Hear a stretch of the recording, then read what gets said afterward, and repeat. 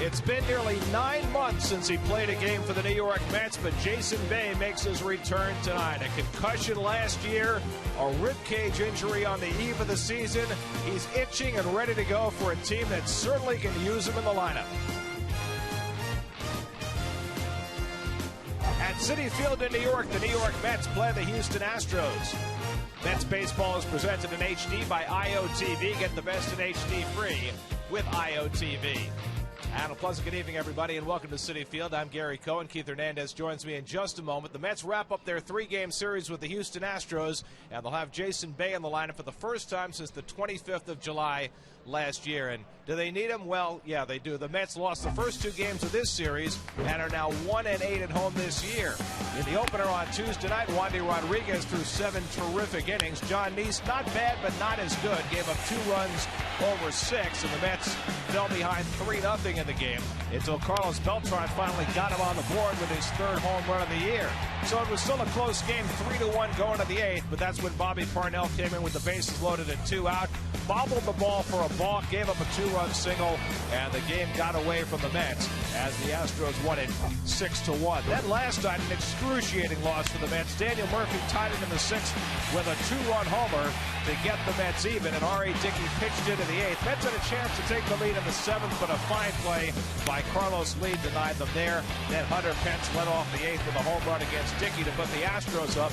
Then the Mets had a scoring chance in the 8th, 1 out, runner at third. Pagan tries to score in a short while. Pitching gets tagged out as his foot goes up in the air, and Jose Valdez puts on the tag. And then after Reyes' 4th into the game, bunt popped up by Toley, and Reyes inexplicably doubled off first base. And that was basically that for the Mets as they fall 4-3, and so they've lost the first 2 games of this series, and now welcome in Bay. And for a player who's has not played a game in 9 months, there's got to be a tendency to look at him as the savior for a team that scored just 9 runs in the last 5 games, but clearly Jason can't afford to act that way. Well, it's been made very clear by Terry Collins, the manager of this ball club for Bay, to remember that he's only 1/25th of this ball club, albeit a very important cog in the machine. What he brings to the lineup, I think, is obviously more depth. You're able now to put Pagan in the 2-hole, and Angel has been struggling mightily at the plate. I think Bay's loss has affected Angel more than anybody. Now he's in his number 2 position. Hopefully he'll be able to come around, less pressure on him to produce. Beltran's been hitting, so we'll see what happens up and down the lineup. But another important point, too, is Bay brings defense out to left field, and you know that the defense has been very shoddy in the outfield for the Mets. He's starting in left field and batting number 5 tonight. Daniel Murphy talks with Kevin Burkhardt live from on the field when we come back to Citi Field on SNY.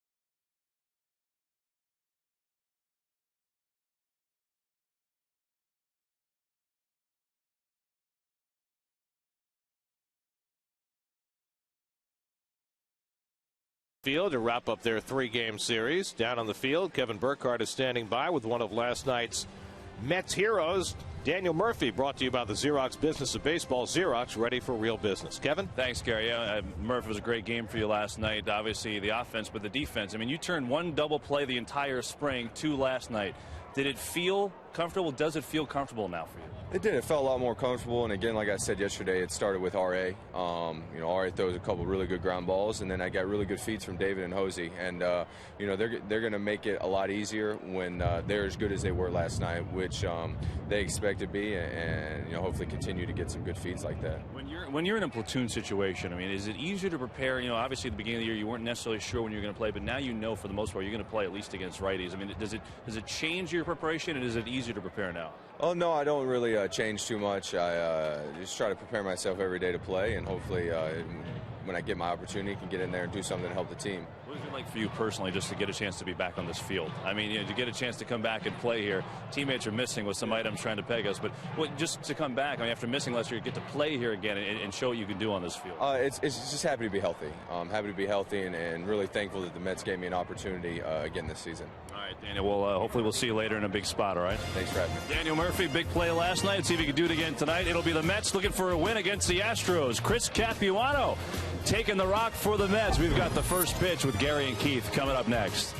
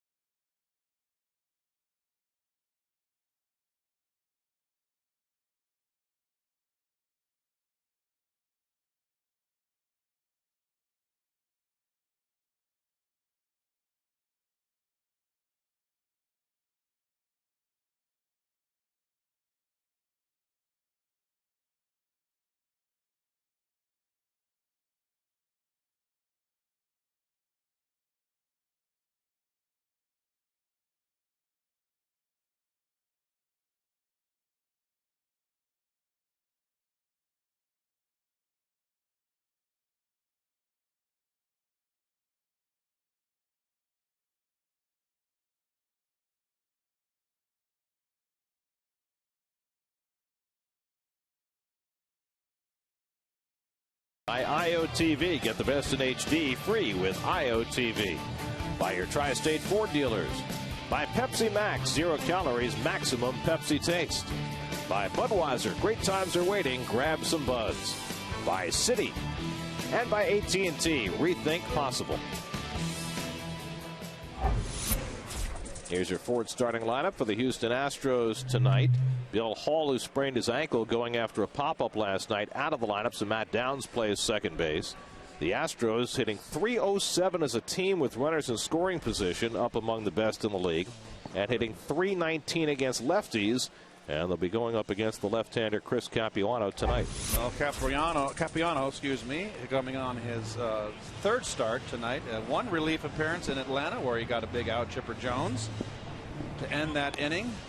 You can see the numbers aren't there. A good first start for Chris. Second start got touched up a bit. Looking to bounce back. You see the 3 home runs. And there's your Verizon Mets starter, and that is Chris Capuano on your scorecard. And then we'll segue, folks, right into the Lexus Mets defense. And there it is, the return of Jason Bay. 1 error in 93 games last season. This will bring better defense for the Mets out in the outfield, as well as obviously strengthening the bench. So now with Bay, Pagan, and Beltran, that's a doggone good defensive outfield. Segue, that's a technical term, right? Absolutely. Mixing your music. That's going with a little different look tonight with the snow white uniforms and the black socks and caps. Terry Collins said, hey, we wore this during spring training and it worked for us. Hey, baseball players aren't superstitious, are they? Sure are. There's the skipper. Boy, he's just had it tough. Well, when you're 5-13 and you're the manager, you answer a lot of questions about how you get your team going. And Terry has said that he's been looking back at every game, trying to think whether they went over fundamentals enough during spring training and whether they went over the right things, and said the team is playing hard, but certain things just right now are not going well, and that's an understatement. Mets have never before started the year 1-8 at home in their 50-year history. They'll try and salvage a game out of this series as Michael Bourne steps in against Chris Capuano. Bourne 4 for 8 in this series, has been on base 14 straight games, and Capuano misses the outside corner to start him off 1-0. Chris had a relief outing Sunday in Atlanta, retired the only batter to face him. He also made his Mets debut as a reliever down in Florida as Bourne tries the drag bunt and misses 1-1. The last start for Capuano was against Colorado last Thursday. He was going all along okay until he gave up a Troy Tulowitzki home run, and then remember Brad Emus made the bobble, failed to turn a double play that led to a huge inning, and a couple of runs got tacked on against Capuano's line. Toward the hole and run down by Justin Turner, who makes the play on the speedy Bourne for the first out of the night. So 1 out and nobody on. Bourne is dressed for the weather. They say it's 51 degrees right now. But the wind is 21 miles an hour out of the northwest, gusting to 29, and it feels a lot colder than 51. It is. I'll say Frio. The flags at the top of the stadium would seem to be pointing in every conceivable direction. So take it for what it's worth. A ball could blow in any conceivable direction once it goes up in the air tonight. Angel Sanchez hitting second in the order, 1 for 6 in this series, and the Astros shortstop takes low, 1-1. By the way, that was a wonderful look for you, Keith, in the opening segment, wearing the leather coat. Yes, I thought it was. No, I've always wanted to buy a leather sport coat, but as you remember, recall the last 3 years, I had the oversized boiler. Tummy. Oh, I see. I could never fit into those things. So you've shrunk into this job. I lost the weight. Now I can. I bought brown and black. I'm feeling very young. Very leathery. Young. Very supple. Here's the 1-2 to Sanchez, and it misses low and outside, 2-2. 32-year-old Chris Capuano. Hi, Jay. We got Jay Horowitz in the booth with us. He must be bringing news. Jay. Good news. 2-2 from Capuano, and the changeup struck him. No, they say that Nikias did not catch it out of the air, and the home plate umpire Doug Edding says not strike 3. Let's see. He tipped it. Ooh, he caught it. He caught it. That clearly should have been strike 3, and Terry Collins comes out to argue. Now that's a play where the home plate umpire can ask for help from the base umpire, because there's no way the home plate umpire can see if that ball hits the ground. He's asking home plate umpire Doug Eddings to ask for help, and Doug is not going to. Looks like he's not going to ask for it. You got the crew chief Dana DeMuth down at first base. It would be his call if he asked for help. And Terry keeps gesturing down to first base to plead with him to ask for DeMuth's opinion. And Eddings clearly is saying to him that he saw it. And Terry is saying there's no way you can see it. You're screened. You got the catcher in the way. There's no way that you can see if that ball hit the ground or not.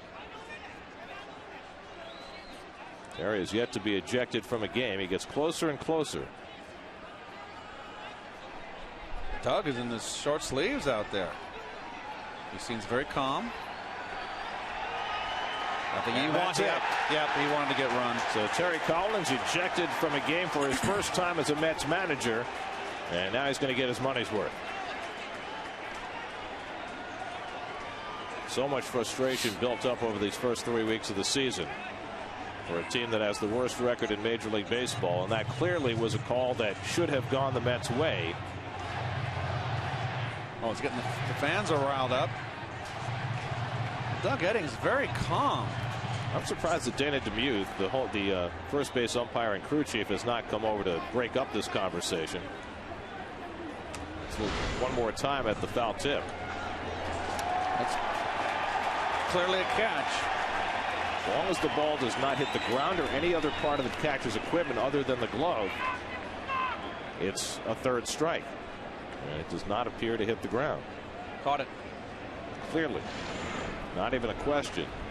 So Terry is ejected. Ken Oberkfell will take the lineup card. And Sanchez strikes out on the subsequent pitch. And that's the second out. There's Ken Oberkfell on your right with Chip Hale. So Obi gets the lineup card. Dan Warrington will handle the pitching with Terry Collins ejected. Fastball inside. Of course, Ken Oberkfell, my old teammate at the '82 Cardinals. So 2 out and nobody on. Now Hunter Pence, who had the game-winning home run last night, broke a 3-3 tie in the 8th off R.A. Dickey. Pence had come in red hot, and the Met pitching had stymied him for the till that at bat. He was hitless. That was a big bomb. Well, the Astros so far this year have handled left-hand pitching, and the two big bats in the middle of their lineup, Pence and Lee, both had terrific numbers against lefties. Pence hitting .417 against left-handers. But Capuano gets ahead of him 1-2. 32-year-old Chris Capuano had that great year with Milwaukee and a couple of empty years because of injury and surgery. Came back last year with the Brewers to reestablish himself. And Pence lines one to center. Back goes Pagan. He got a bad break on it, and it goes over his head. Pence heads for second. He'll take a turn there and head for third and then slam on the brakes and go back. A good idea for Pence because Reyes was catching that relay throw just as he turned second. Well, the rule is, what are the umpires calling time for? What's going on? Oh, they see. The rule is you don't want to run yourself out of an inning. You got your cleanup hitter coming up here, and you see Pagan did get a bad break on it. It's a very, very windy day today, as we said. The wind is just blustery. Pence is very funny the way he runs, the way he does everything, isn't he? But he's a good player. So here's Carlos Lee with Pence at second and 2 out. Lee 2 for 8 in this series. 7 for 13 against lefties so far this year, so he's hitting over .500 against them. And he takes outside. The Mets outfield defense has been very troubling so far this year, and that includes Angel Pagan, who played a Gold Glove caliber defense last year, but has gotten off to a slow start both at the plate and in the field. Well, there's no doubt the outfield play has been shoddy so far. You've got in right field a very tentative Beltran playing deeper, and that's understandable with his knee. Some balls have fallen in front of him, but Pagan has been a surprise. I mean, he made great reads on balls all Pagan last just played spotless outfield last year. You know, just that last play was a ball that last year he would have taken a perfect angle to the ball, and this time he misjudged it, moving more across rather than back on a ball that was clearly hit over his head.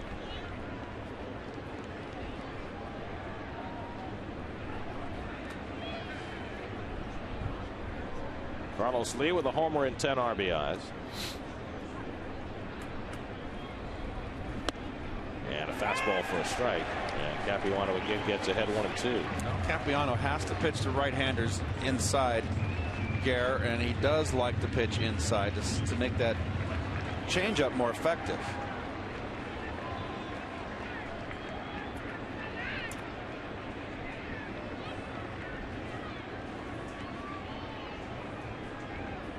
Capuano, having pitched his whole career in the Central Division, has faced the Astros quite a bit. This is his 10th career start against Houston. 4-4 lifetime against the Astros.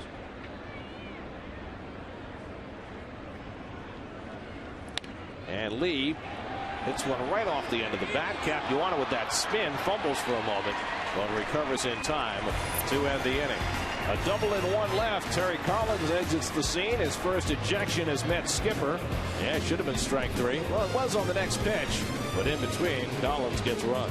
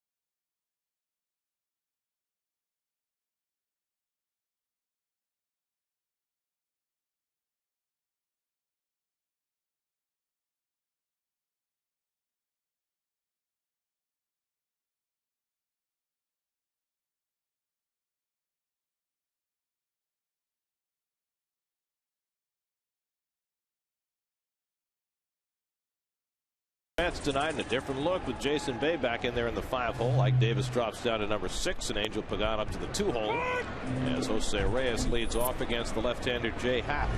Well, Happ, the former Philly, and you see in his first 3 starts, got roughed up in his first start. And you see your Toyota J.A. Happ starting pitcher numbers there, and his ERA not very good. His last 2 starts have been okay. 7 innings against San Diego last Friday, gave up 4 runs, 7 hits, a 4-2 loss. Reyes coming off his 20th career 4-hit game last night. That was the good news. The bad news was getting doubled off first base in the 9th inning, something that Reyes acknowledged should never happen. Well, that's good that he took ownership. Nobody in Mets history has more 4-hit games than Jose Reyes. Pence hits one out to right, and Pence is there for the grab to retire Reyes for the first out. We'll take a look at the Coors Light Stro defense, and you saw El Caballo there, Carlos Lee out in the outfield. Now, he's not the fleetest of foot out there. He made a terrific catch last night that prevented the Mets from taking the lead late in the ball game on a line drive hit over his head. But this is not a great defensive ball club, folks. Here's Angel Pagan. Angel 1 for 7 in this series and just 2 for his last 25. Has seen his average shrink to 167. Couple hits though at this point, and Angel right now coming into this game with only 66 at bats. You have a couple 2-hit games. One thing good about you when you hit in the interstate, 1 for 4 raises your average.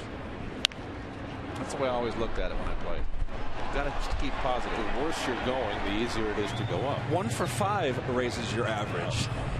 Not much. David Wright on deck, trying to snap out of a slump of his own. Yeah, David's been mired. By the way, for those who keep track of these things, for Terry Collins, that was his 22nd career ejection, but his first since 1999, which, of course, was his last year as skipper in Anaheim, as Pagan strikes out for the second out. So 2 out and nobody on. Well, he runs out. He chases a high fastball out of the strike zone. And that's signs of being over anxious. And there's a very. You look at David Wright getting to the plate here. And Angel's very, very.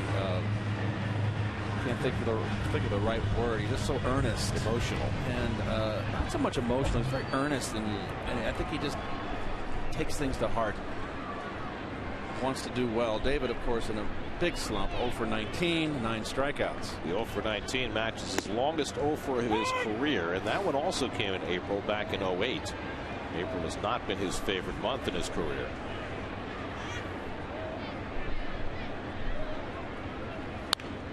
As he falls behind the count 0-2. This is a left-hander that David has hit very well in the past, 4 for 8 with 2 home runs against Happ, but even the lefties have troubled David so far this year. He's just 2 for 11 against them. Carlos Beltran on deck. 2 out and nobody on, a 2-strike count to Wright. And David takes high, 1-2. You see the numbers so far this year. Normally David's hitting around 400 against left-handers. He has owned them throughout his career.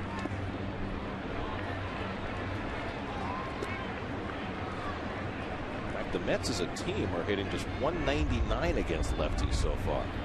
Getting Bay back should help in that regard. Out of the way. Remember, Jay Happ made his major league debut against the Mets back in June of 07. Got roughed up, gave up 5 runs in 4 innings in that game, 3 home runs. But he has become a very effective pitcher. And he strikes out right after fanning Pagan. So a 1-2-3 inning for Happ to begin his night. And we go to the 2nd inning at Citi Field with no score.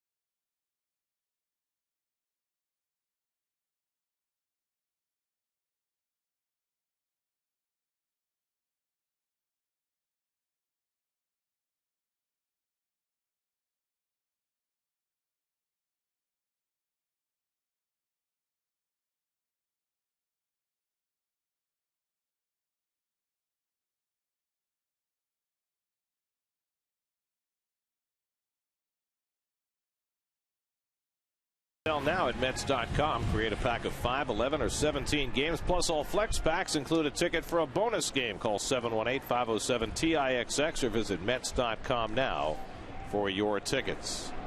Chris Johnson leads off the 2nd inning. Swings and misses at the Chris Capuano sinker. Johnson 2 for 9 in this series, hitting .211 on the year. And not a pretty swing. And remember, last time we went to Houston, Gary, this kid was red hot, tearing the league up. And the Mets just took care of him, and he never was really the same after that. Well, the problem Johnson has is he's just not selective. He goes up there and swings at just about everything. But look at his swing. He's a sweeper. He's got a sweeping swing. It's an uppercut, and big-time uppercut. And it's like put a broom in his hand. He can sweep the gymnasium with that swing. It's a very awkward. It's an awkward swing. You have anybody to compare him to with that swing? It's a very awkward swing. And Capuano gets him with a changeup for his second strikeout, one down in the second. And he chases here. It's just a very awkward swing. I don't think you can find much success with it. So 1 out and nobody on. Here's Brett Wallace, who's had a good series, 4 for 8. Has his average up to 293 on the year in his first big league season after being acquired from Toronto last summer. And he takes a fastball for a strike. The Astros came in here a struggling ball club. They began the year 1-7. But now with their 2 victories in this series, Houston has won 6 out of 10 since that stumbling start. Capuano does a good job running that ball inside, and it's 0-2. Pitchers allowed to blow on their hand with the chill of the evening. The wind is really gusting out there. Wallace, a very strong kid. Look at his legs. He's just a lower body. He's just so strong. On the outside corner, strike 3 call. 6 pitches, 2 strikeouts for Capuano to start the second. New York Mets baseball on SNY is brought to you by Bob's Discount Furniture, proud to be the furniture store of the New York Mets. That's Bob. I know. Outside corner fastball. Set him up. After the fastball in. Capuano's thrown 9 straight strikes. Now Matt Downs playing second base tonight. He pops one up. Ike Davis will track it through the wind and makes the grab to end the inning. A 7-pitch inning for Chris Capuano as he sets him down in order. Beltran leads off when we come back.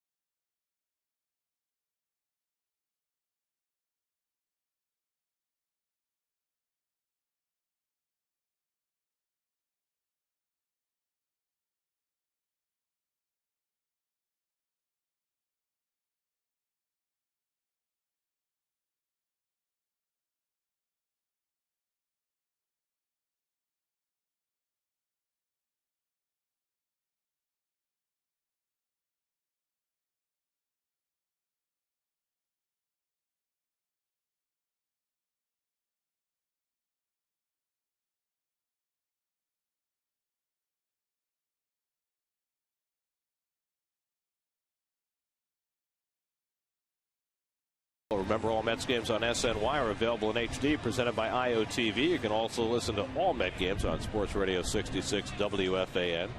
The Diamondbacks are in for 3 games starting tomorrow night. Night game tomorrow, day game Saturday and Sunday. And then it's off to Washington and Philadelphia next week. Carlos Beltran leads off the home second against Jay Happ. Beltran batting right-handed, and all 3 of his home runs have come as a right-hand batter this year. Happ starts him away, 0-1. Beltran, another guy with good career numbers against Happ, 3 for 11 with a couple of home runs. Carlos had 3 hits last night and has been swinging the bat as well as anybody on the ball club. And there's Jason Bay getting ready for his first at bat in nearly 9 months. How must he feel? He'll be a little nervous. I'm sure he's very happy to be back in the big league stadium. Talked to him tonight, and he said it's going to feel a lot like opening day butterflies. Said the last 9 months have just been an exercise in frustration. First dealing with the concussion last year, and then feeling healthy and ready to go, and straining that rib cage the second to last spring training game. Doing it during batting practice of all things. By the way, we were talking last night about the fact that Bay was not brought back for last night's game after he had that 2 home run game in St. Lucie 2 nights ago. And he said the goal was for him to play back-to-back games before he was called up. And that was part of the protocol and the plan, and they weren't going to mess with that. That's why that decision was made. But it certainly gives the Mets lineup a lot more depth to have Bay in that 5-hole. 2-2 to Carlos, and he strikes him out on a good sinker by Happ. That's 3 straight strikeouts by Jay Happ. 1 down in the second. And here's Bay.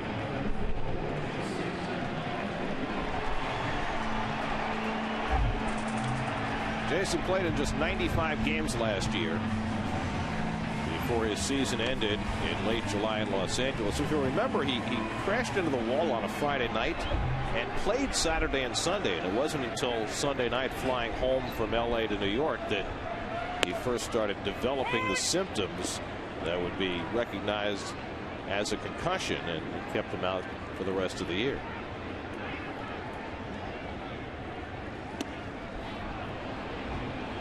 And we well remember this at Dodger Stadium. Oh boy. And that's the kind of player he is. He's fearless. You see, he just got rocked.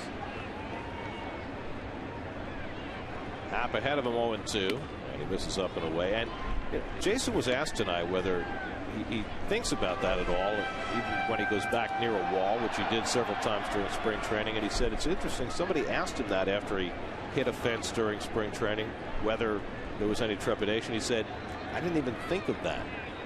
And I guess that's the way you have to be. Not like a player getting hit in the head by a pitch. You know, you have to somehow erase that from your memory and dive back in. It's like a fighter that finally gets knocked out and never thought about it before, you know. 2-2 from Happ, and he strikes him out with a breaking ball in the dirt. Recovered by Quintero, who makes the play. That's 4 consecutive strikeouts now for Jay Happ. Pretty good changeup. I believe it was a changeup. This ball just bottom drops out. No, it's got slider spin. Backdoor slide. But you notice to hold it back, Quintero, the catcher, was set up inside against Bay, and Happ that never got it in. So Happ getting on a roll now. He's retired the first 5, the last 4 via the strikeout. Happ has not struck out more than 5 in a game this year. And now Ike Davis dropped to the 6th hole with the return of Bay. What we got? Brown's crew doing some retrieval duties. Looking for some FaceTime. And we're happy to provide it. Everybody gets their 15 seconds or so. Used to be 15 minutes, but things are so much faster than they used to be. Andy Warhol wouldn't even know the world now. Ike Davis hitting at .290, 2 for 7 in this series. Minimal at bats against lefties so far this year. Mets are facing a left-hand starter for just the 5th time in 19 games. And a fastball for a strike, and Happ gets even.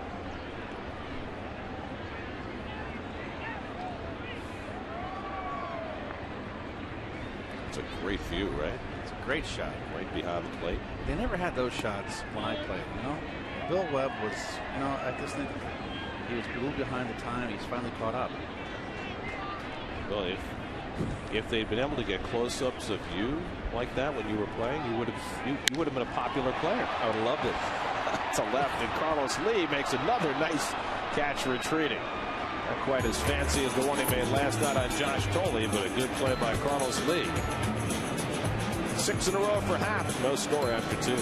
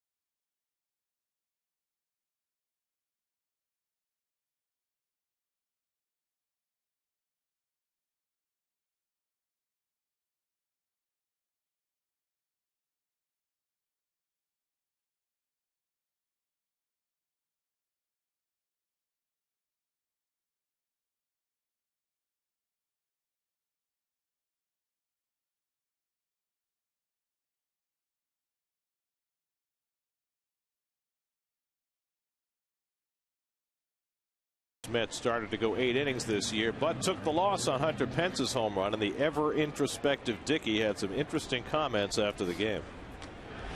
We have to find a way to be honest with ourselves about what kind of team we are. We can't just keep telling ourselves, oh, we're a better team than this.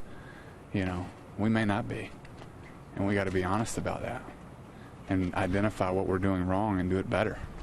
That's the only way you have any real growth.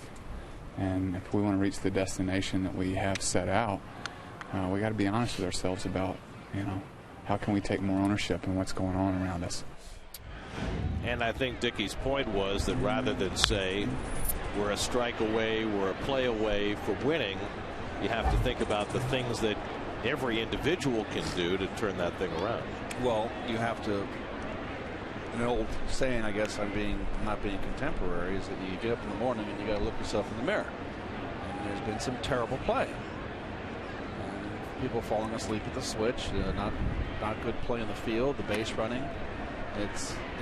When a team goes bad, it pretty much covers the whole broad spectrum of bad play. And you always like to think, and I said it last night here, that loss was really, really, what more could happen? And you hope that you hit the bottom and the only way you can go is up. But there's got to be more alertness out there, more attention to detail. When you go bad, I've been on bad teams, okay, early in my career. I know where that clubhouse is at. It's not fun. Quintero slashes one foul, 1 and 2. But there's only one thing you can do, and you know, they're the only people, the 25 on that team are the only guys that can turn it around. People in the stands can't play out there and hit and swing and catch, and we're up here, we can't do it. It's the 25 in that dugout that got to do it. Someone's got to take the bull by the horns.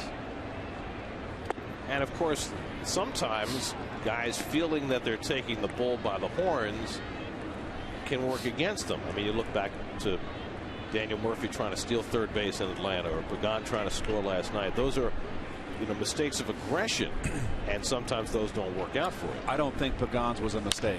I thought Pagan's as a ground ball to Reyes routine. I think Pagan's play was spot on. He had the play. He scored the run. He just didn't make he made a poor slide. He gets his foot on the plate, he's safe. So that to me was not a mistake. But I guess my point is that when things are going badly, people try to do what they can to pull the team out of it, and sometimes that can be the worst thing that they can do. Your example with Daniel Murphy trying to steal third is perfect. I mean, Murph, why he has a green light is beyond my comprehension. Okay, Happ takes a strike. And that's not a criticism of Murph. I mean, Murph should not have a green light. I'm sorry. Well, one thing is for certain, when a team is going badly, it leads to a lot of, as I said before with Dickey, introspection. And I thought one of the most telling comments that came out of the Mets clubhouse last night was from Josh Thole. Thole said, "There's no more trying to do well." He said they can bring anybody in here to try. And I think that's the point. You're a professional. Your job is to win, not to try. And you know, those are great words, but you know, how does that translate into victories? I just hope we have another pitch for me to get this in, because I just felt that Terry Collins said in the post-game interview, and he said it in jest to find out where my players are hiding. I almost feel the clubhouse, the way it was constructed, with that big room in the back, it leads to players running back there, and they can hide when things are going bad. There's a lot of media, and I don't think that's a good thing. Our old clubhouse, we had a little old tiny cubicle. We had to be pretty much in the clubhouse and answer to everything. David charges, makes the bare hand stop, but throws wide and down the line. Happ will stay at first base as the play is backed up by Justin Turner. David Wright makes that bare hand play as well as anybody in the game, but this time made a terrible throw. Well, he makes the clean pick, and he had time really with the pitcher running. I think it's the cold weather here too. I'm not making excuses for David. David is really could make that play. Makes that play 99 out of 100 times. Well, the official scorer is going to give him a pass and score that a base hit. But getting back to my point, if you give someone a side door, they're going to take it. It's human nature, and that clubhouse was constructed to give people a side door. And this is the team. This team here does face the music. Everybody was there and was a man yesterday, and they admitted to their mistakes and their poor play. But I don't even go in the clubhouse anymore before a game, Garrett, because why do I want to go in there? You can't even. There's not a player in the clubhouse. You're lucky if you have 3 players by their locker before a game. Just so everybody understands, the clubhouse is open to the media 3.5 hours before the game until an hour before the game, except for the time that the team is on the field. But the clubhouse, which is enormous, is accessible from one end by the media, and on the other end there's a door that leads to a whole lounge area and with the pool table and video games and the pool, and then the trainer's room, and all those things are back there, and the players often will spend time back there rather than being in the locker room proper where the media is allowed to be. I don't have an issue with the video games. I know that Terry's laid down rules about cards. The card games are shut down. I'm sure he does the same thing with the video games. The players today come to the ballpark at 12 noon. They come so early. I never came to the park. It was 5 o'clock hitting. I came at 3:30. I left the city at 3 o'clock, 3:30. Got to the park at 4, an hour before BP. The players today, they're baseball rats, stadium rats. They come early and do their work, and they're there at 12 noon. The clubhouse guys now, before, never had to make lunch for night games. The clubhouse guys say we got to be there and have lunch for these guys because they're there at 11 o'clock, 12 noon. To me, that's just too much living and eating and sleeping baseball. And it can make you stale. Maybe I'm out of touch, but God, you couldn't get me to the ballpark at 12 noon in a 7 o'clock game. Bourne leans away, and it's ball 4, and the Astros have 2 men on. First walk given up by Capuano. And I would never want to do weights. Towards the end of my career, the weights started coming in, and we had Keith Cedro was our strength coach, and I started lifting, and it was a good thing. But I never lifted before a game. I didn't want to tire my muscles out. I have to play a game. I did my lifting after a game. Stayed later and did them after the game. So what do I know? Capuano facing his first crisis as Angel Sanchez takes a strike. Well, I think it all comes down to a team believing in itself, and believing in its ability to win. But things also tend to snowball. You know, when this losing streak first started, the Mets were playing well but losing. And then there came a tipping point when all of a sudden they were not playing well in any phase of the game. And I think that sometimes, and you can correct me on this, when you've been losing for a few seasons, sometimes it makes it that much harder to work your way out of a losing skid, change the culture, if you will. Well, I said it last year. Remember, Garrett? I just said maybe the 2 years where the collapses may be too much to overcome. I don't know. Right back to Capuano, who makes the grab and doubles off Happ to end the inning. Well, the Mets get a break there on the line drive back to the mound. Capuano fielding his position well, and the 1-6 double play gets him through the inning.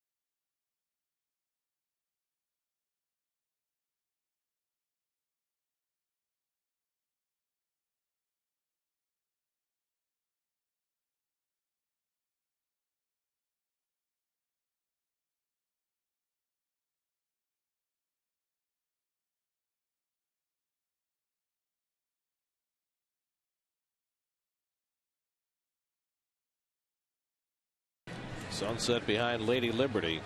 Pretty. Doesn't get much nicer than that.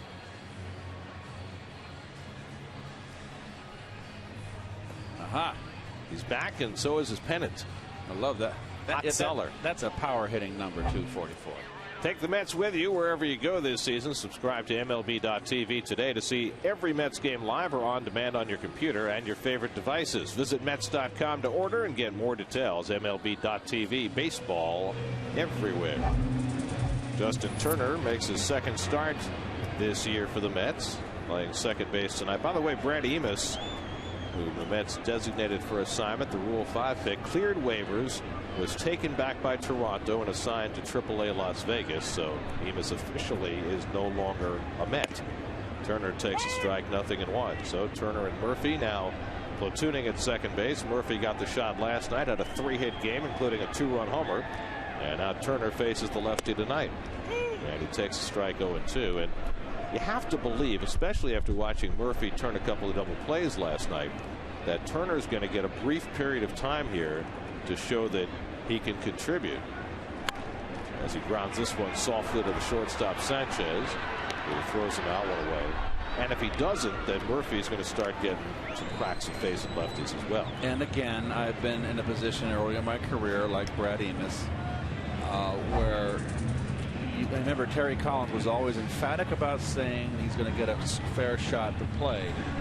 And you don't want your player going up to the plate and saying, oh gosh, I'm 0 for 1.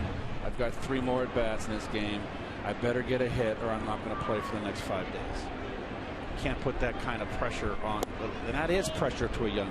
I hate that word, but that is applying pressure to a young player where he feels he has to do something. If he goes 0 for 4, he may not play in 3 days. So I'll be curious to see how Terry handles it. He said, like you said, they're going to platoon. And obviously there's more right-hand pitchers than left-handers, even though this series not. 1-1 to Mike Nickius, who swings at the changeup and misses. But I think in Enos's case, Terry said we're thinking of a certain number of at bats. I think that number of at bats got shortened because the team was playing poorly and not winning. And Sandy Alderson basically said as much. He said, if we were 9-7 instead of 5-11 or whatever it was, that he would have waited longer. And the player that is playing on a team that's struggling mightily, in a bad streak, where really everybody's dauber's down. The person that it affects the most is the young player. The veteran's going to be able to handle it better, but the young player trying to get a break, boy, you just don't want to put him in that kind of position, in that kind of atmosphere. But sometimes best laid plans of mice and none. Nickius hits one in the air to deep left field. Back goes Lee, takes a look, and it's out of here! Mike Nickius with his first major league home run. And the Mets go in front 1-0.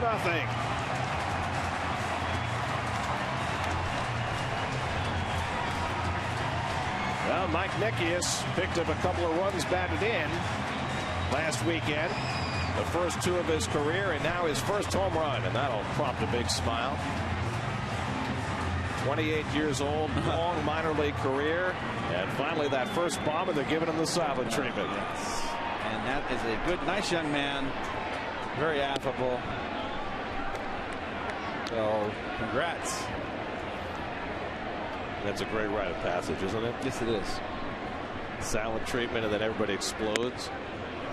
I hit my first major league home run in Dodger Stadium, and we'll take a look at the home run here. It's a slider.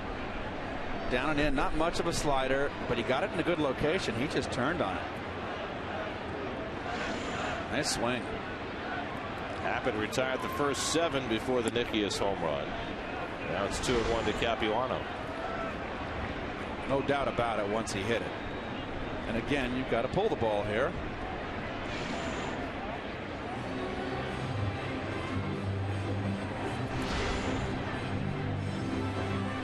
He's in the cone of silence. He came back and he knew exactly what was going on.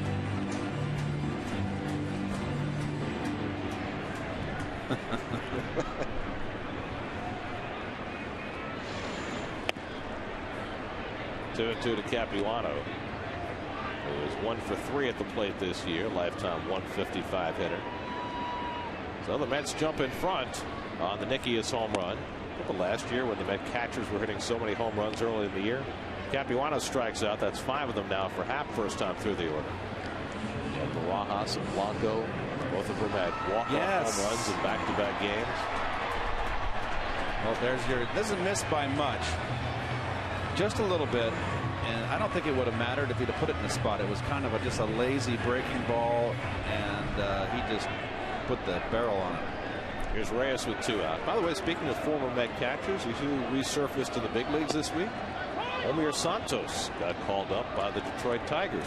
Victor Martinez went on the disabled list. Glad to hear that. Omir is a wonderful guy. He had the greatest moment of 2009 for the Mets, the home run he hit off Jonathan Papelbon at Fenway Park. Yes. 1-1 to Reyes. He flied to right his first time up. May 24th, 1975 off Doug Rao. Yes. In Dodger Stadium, up and in fastball. I thought he threw it by me. Don't know how I hit it. And I hit a rocket into the bleachers in right center field. And they say the ball doesn't carry at Dodger Stadium. It wasn't a day game, was it? Very strong for a 20-year-old. Well, Mike Nickius, a little bit older than that. But it's that much sweeter for him, I'm sure. Reyes flied to right his first time up.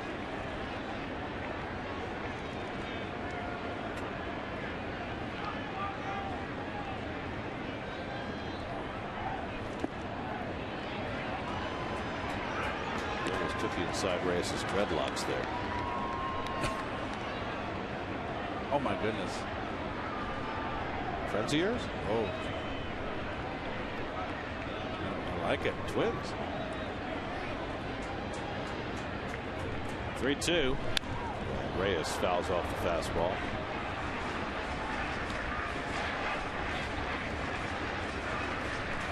Jose Reyes and David Wright have reached a milestone tonight. Pagan on deck.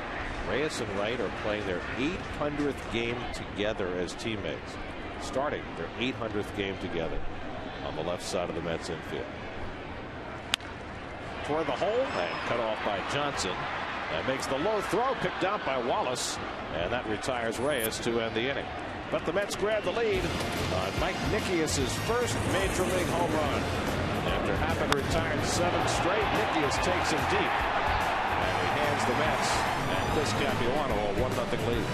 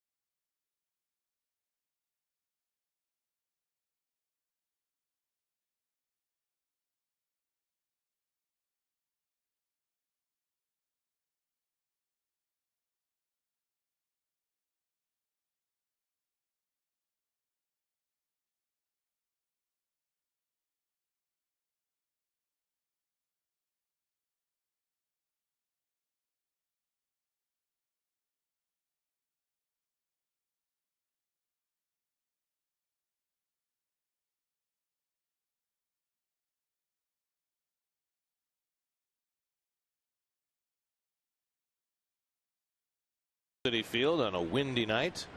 We head to the 4th inning. The Mets with a 1-0 lead. And Hunter Pence leads off against Chris Capuano. Pence doubled over the head of Angel Pagan his first time up. One of 2 hits for the Astros off Capuano. It'll be Pence, then Carlos Lee and Chris Johnson, 3, 4, and 5 in the Houston batting order. Capuano supplied with a lead for the first time. And Pence pops one up. Shallow center. Pagan coming on, Turner out, and they come together, and who caught it? Somebody did, and Pagan got hurt. He got his arm clipped by Justin Turner, who caught the ball.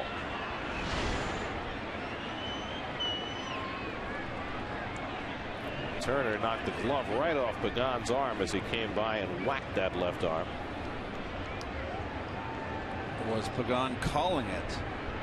Got the elbow right in the elbow to elbow there, looked like. Shoulder, actually. Yep. Angel says he's okay and he'll stay in. It's a ball that belongs to the center fielder if he's calling for it. He certainly appeared to be going for it, which makes you think that he was calling. There's Carlos Lee. Nice catch by Turner on a ball that certainly could have fallen in. Lee hit a comebacker his first time up. And he pops one up. Who's going to get this one? Turner again. And with the back pedal, stays with it for the second out. And Beltran went nowhere near him. Probably wisely so.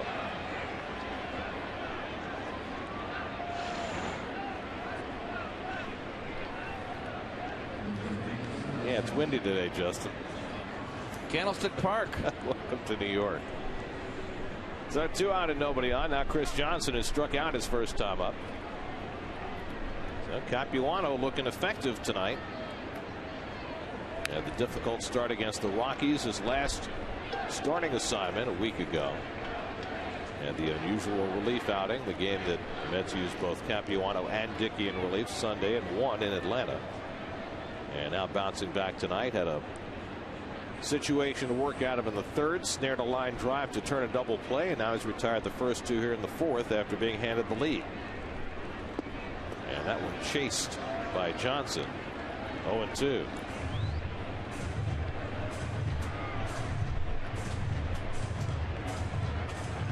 By the way, there's news on Bobby Parnell. Parnell was examined today, and it's determined that he does not have an aneurysm. That what he has is a blood clot localized in his middle finger, which has been experiencing numbness, and they think they can eradicate it just by putting him on an aspirin regimen. So that's the plan for Parnell, who's now on the disabled list, to make room for Jason Bay. So the Mets are back to having 12 pitchers on their staff and 5 bench players. 1-2 from Capuano, and he tries to come inside and just missed. 2-2 to Johnson with Brett Wallace on deck.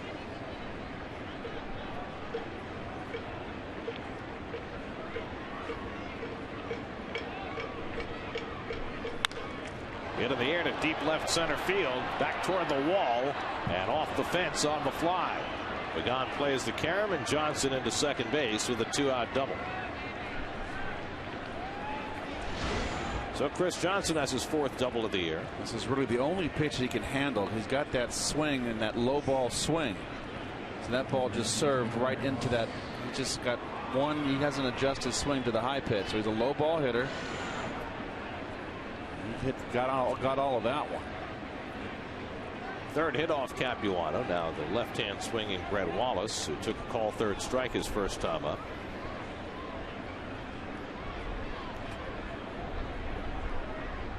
Tying run at second with 2 down in the 4th.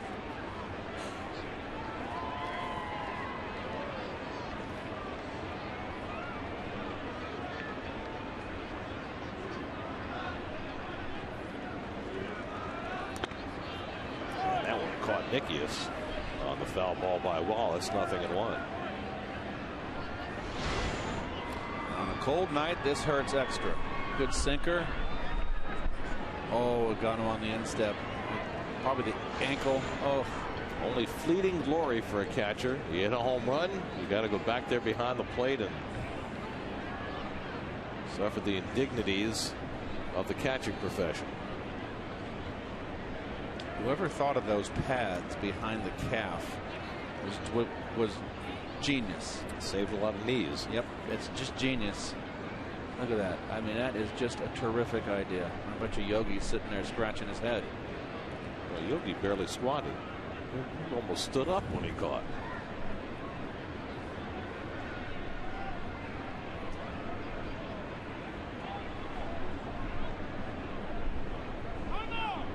And time asked for it.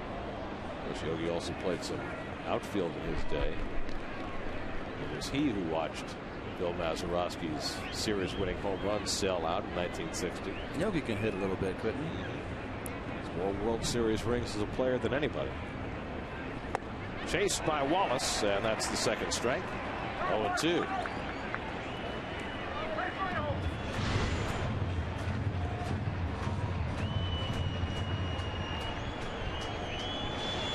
Capuano mostly fastballs and changeups to the right-hand batters, but has that slider that is a primary weapon against the lefties. Now it's 0-2 to Wallace. And Nickius knocks it down to keep Johnson at second. 1-2. Nice block by Mike. This is a tough one. Hits in front of the mound and the plate. Nice job of getting his body in front.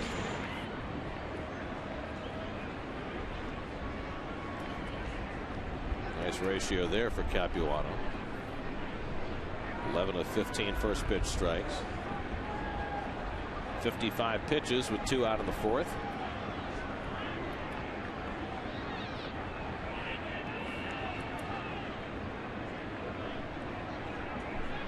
One-two to Wallace, and he fouls away the fastball. Fred Wallace, college teammate of Mike Davis. They played together at Arizona State. He's a strong kid. He can be pitched to. He stays in on lefties. He's got lots of holes, but you make a mistake, he can put a hurt on you. I like the way he stays in on the left-handers.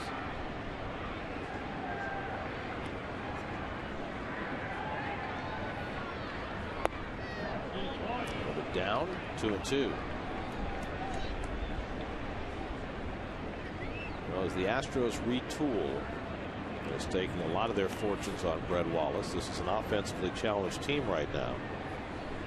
And Brad Mills hoping to get a lot out of this player in his first full season.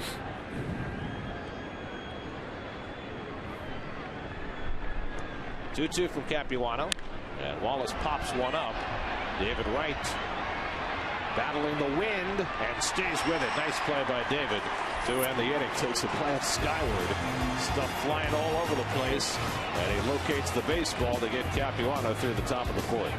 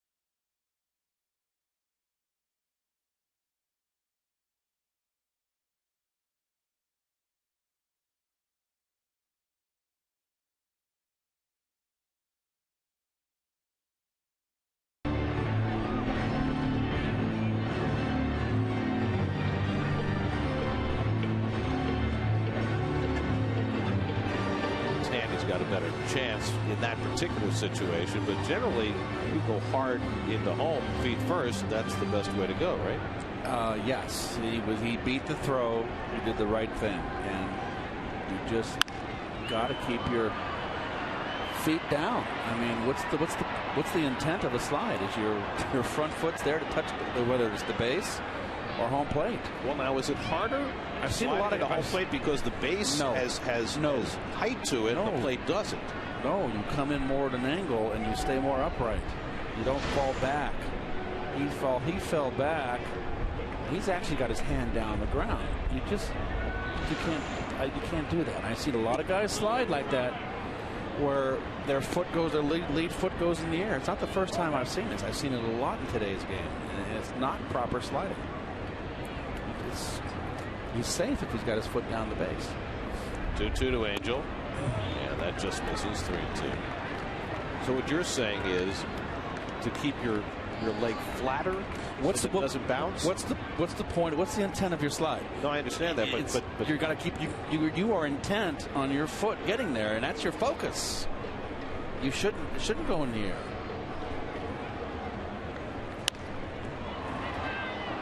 Right behind the bag at second, and now the wind taking it for Matt Downs, and that's the first out. But from a technical standpoint, how do you accomplish that, keeping that foot down so that it doesn't go up in the air? Is there a particular way of doing that? Well, you don't want to fall back where you're falling back on your back. Okay, because if you fall back on your back, your legs are going to come up with you. So you want to be more like in your slide. You're more in an L shape, like a sitting position. You're coming in an L. Well, here's David Wright, who's now in the longest offer of his major league career. He's now 0 for 20 after striking out his first time up.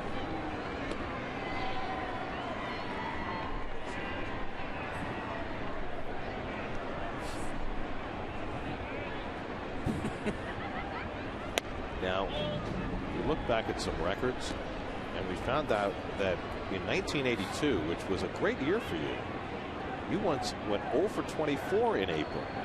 Do you remember that? No, I don't. I was never, early in my career, I was not a great April player. Fastball away. This is the first at bat. Another fastball away. Up and in fastball. He's 0-2 now. Slider down. See if he's fishing. 2-2. Fastball down and away. Fouls it off. And then that was a fastball on the outside corner. Had lots of, not even on the outside corner, had lots of plate. Swung right through it. Now he's got a 3-1 advantage against Hap. I went 0 for 24 in April in 82. April of 82, which was finished up. Confounded. Those darn Aprils. But April showers bring spring hits. But in some ways, an April slump's got to be the most troubling because it has such a great effect on your batting average. Well, it's when it's April, your average is up on the board. Because if you have that same 0 for 24 in August, it might drop your average 10 points or so. So I didn't realize that, because that didn't really bother me that year, because I was already established. I'd had my MVP year, the batting title. The next year I lost the batting title the last day of the season to Buckner. I was on my way. 3-2, and David fouls back the fastball. I don't think I hit 300 that year, Dave. Dave will look it up. But you won. We went to the World Series, and I was so upset that I didn't have a 300 up there. But I drove in 90-something runs. But you got a World Series. What else matters, right? And David just got a piece to stay alive. 299 that year. Just missed it by that much. Just got a piece.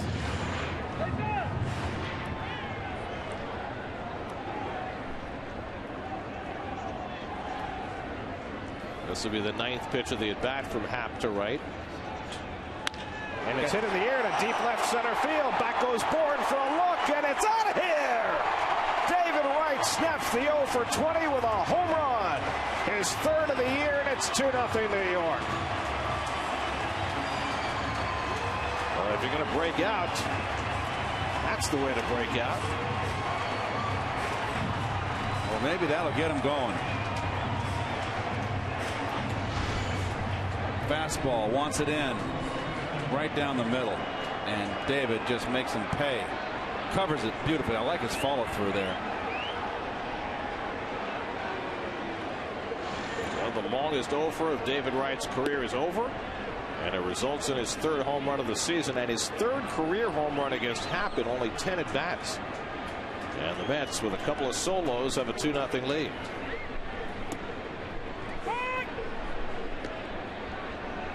Beltran struck out his first time up.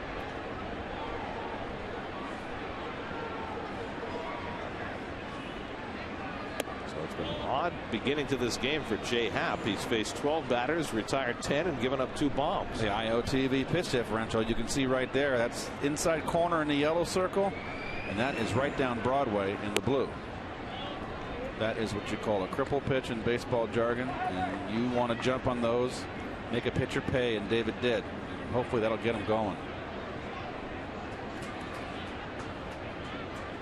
Happ behind again, 3-1 now to Beltran, and Carlos fouls it back.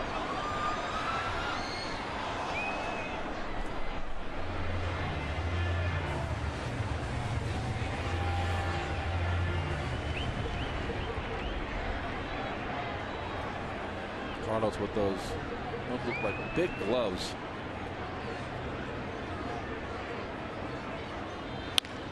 Up the middle, and a base hit for Beltran. So Carlos has his 5th hit in this series in 10 at-bats. And the Mets have a 1-out base runner behind the right home run. And now Jason Bay for his 2nd plate appearance. Jason struck out his first time up. Last year, 6 home runs in his first year as a Met. Hit 30 or more 4 of the previous 5 years.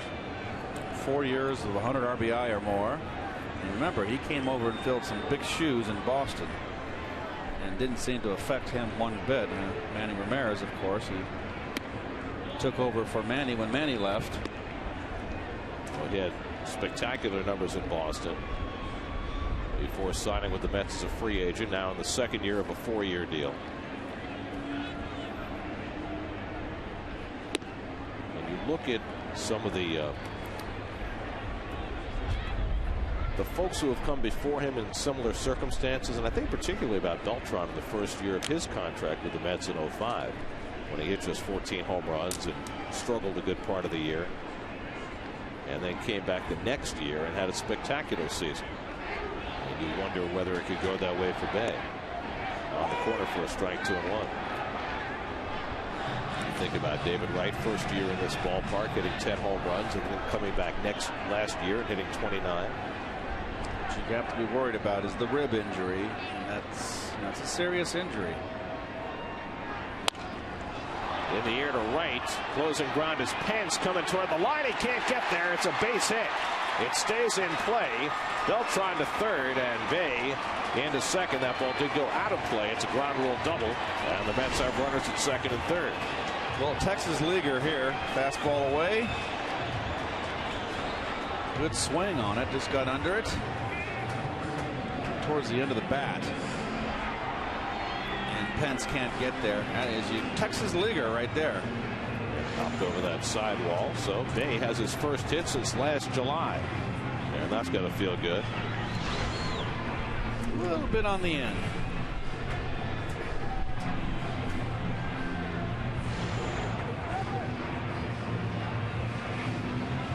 So 3 straight hits for the Mets. Right home run, Beltran single, Bay double, and now 2 in scoring position for Ike Davis. And that'll force the Astros to bring the infield in with the Mets already up 2-0 in the 5th. Davis, who leads the Mets in RBIs with 12, flied to left his first time up. And it gets away. Here comes Beltran from 3rd, and he scores, and it's 3-0 New York. A wild pitch by J-Happ brings home the 2nd run of the inning.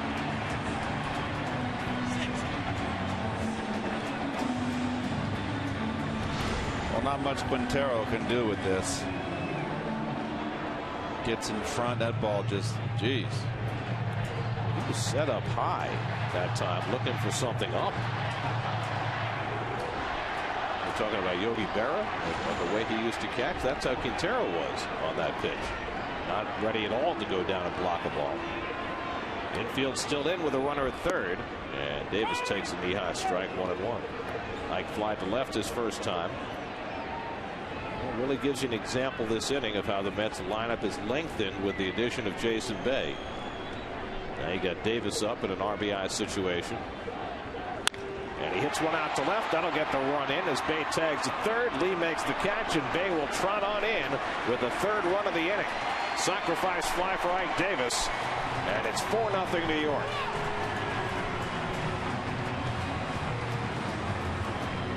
Well, good approach by Ike right there. Important run to drive in. Go the other way. Get the ball in the air. Get the run in. Beautiful. That's a ball he could have pulled, but his approach was to go up the middle, get the bat in the air, get the ball in the air, excuse me. 13th RBI for Davis.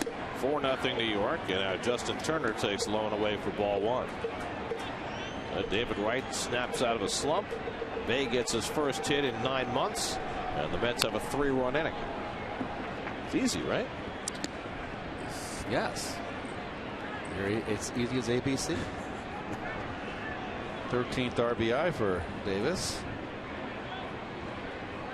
Well, Jay Happ, who had been sailing through the first 3 innings, having all sorts of problems here in the 4th. Turner rolls one to Sanchez, and that ends the inning. But the Mets put up a 3 spot in the 4th inning, and it all got started with 1 out and nobody on. David Wright, a 9-pitch at bat, resulting in a home run, snapping an 0-for-20 slump, his 3rd of the year, and it's 4-0 New York after 4.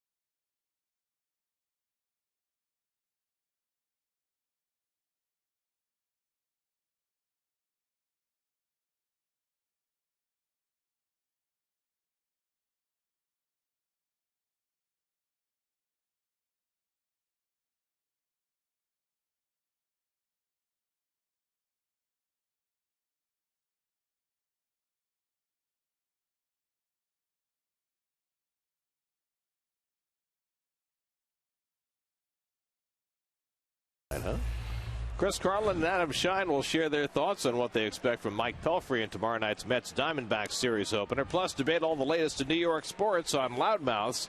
Weekdays at 6 only on SNY. Do you say weekdays at 6 or weeknights at 6? Is 6 day or night? I don't know. It's a good question. I guess it depends if it's daylight savings time. Matt Downs leads off in the 5th inning and takes a strike from Capuano. Well, it's summer, so there are days. It doesn't feel like so. I know. You got that right. Give it another few weeks. Downs fouled out to Ike Davis's first time up, and a good changeup by Capuano gets him ahead 0-2. Capuano here has pitched a fine ball game so far. In complete command. He's starting to look like he's getting his rhythm.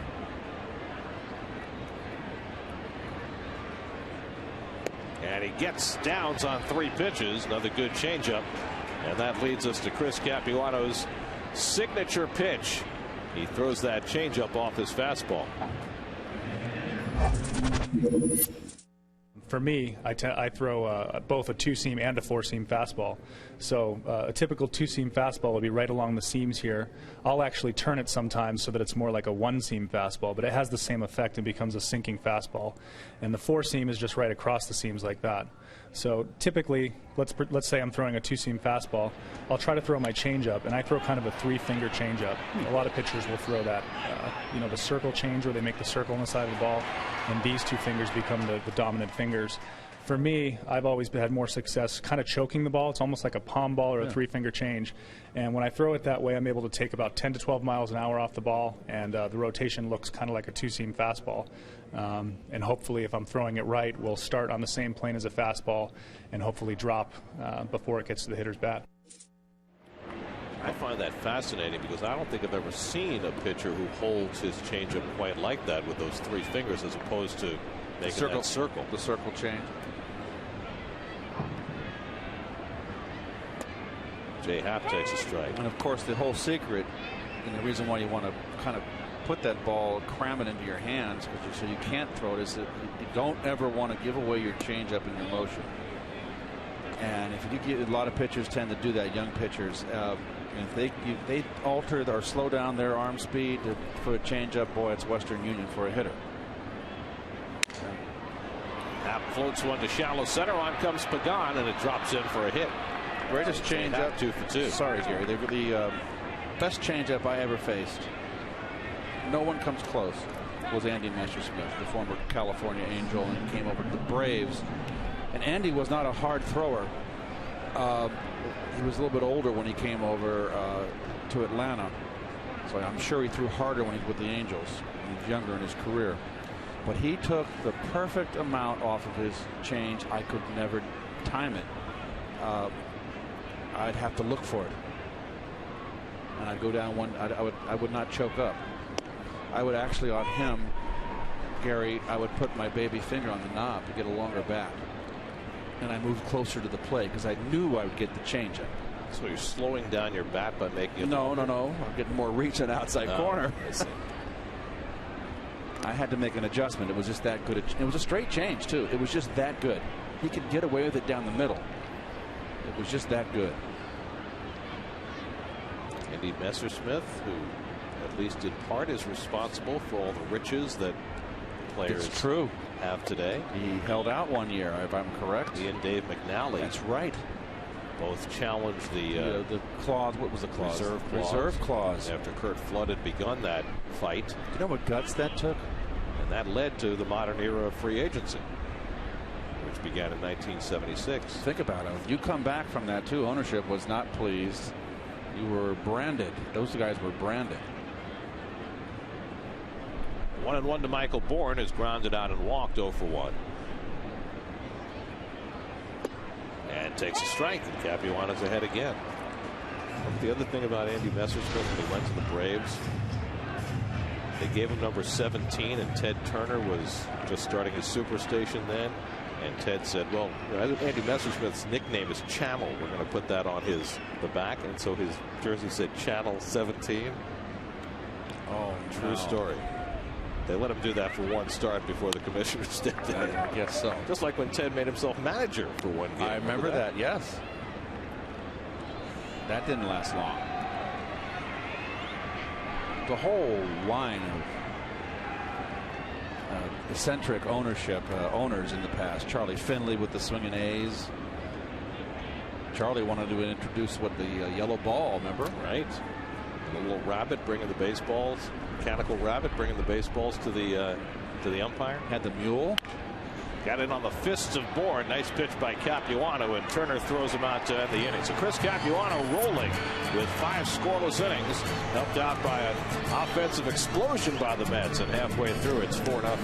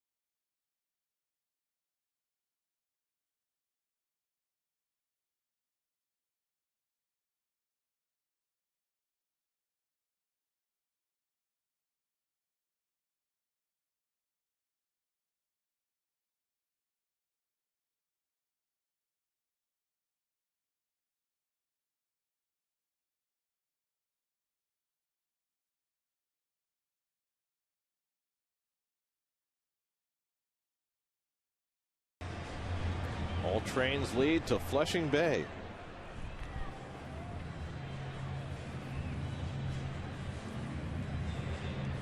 Nighttime outside Citi Field, where the Mets are leading 4-0 tonight. Behind the home run bats of Mike Nickius and David Wright, Chris Capuano, 5 scoreless innings.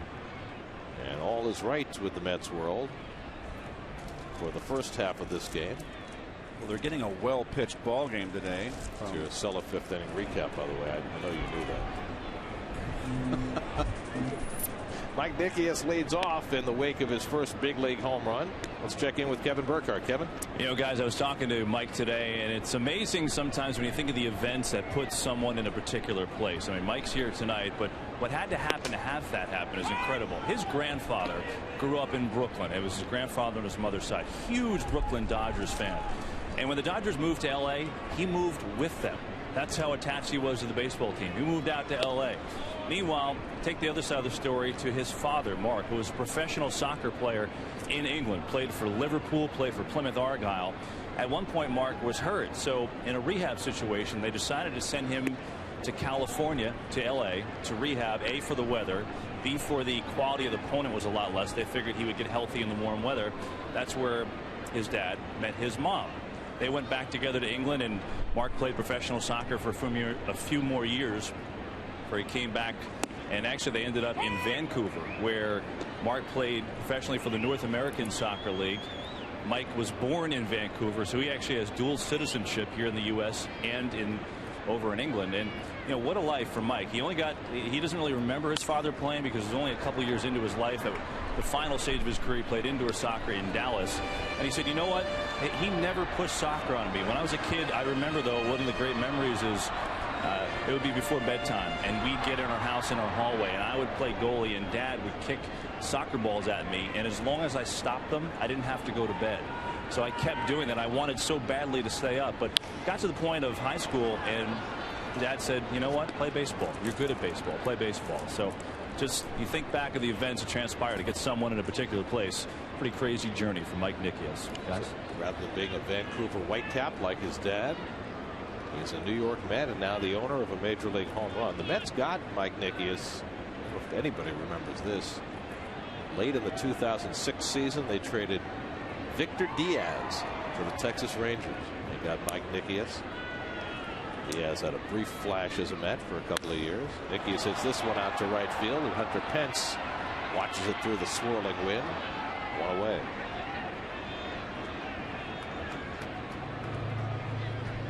Wind has not died. It's kind of changed direction. It's not blowing in here anymore. Here. It's blowing enough. You got those papers swirling in the outfield. You see that flag, which appears to be blowing left toward right, but you just never know. Here's Capuano taking a rip, 0-1. Chris struck out his first time up. Jay Happ had himself an arduous 4th inning, so he finds himself up over 90 pitches now, working in the 5th. And Capuano rips one down the line. That's a base hit. Pence has to go to the corner to play it, and Capuano heads to second base. Stops there with his second double of the year. And we have seen with Chris Capuano, both in spring training and during the regular season, this guy has some idea what he's doing up there. He swings a good bat. And this is a lefty-lefty, too. It's a hanging slider. Hey, still you got to hit it. Nicely done. That has thrown his share of cement mixers tonight, hasn't he? He's pitched well at times. Inconsistent. Yeah. Nice night for a pitcher to wear a jacket on the bases. And now Reyes is 0 for 2, fly to right and grounded to short. Capuano had not finished buttoning up his jacket when that pitch was thrown. That finally gets the zipper in place. He had the open jacket on that first pitch. Would have been interesting to watch him running with the jacket flapping.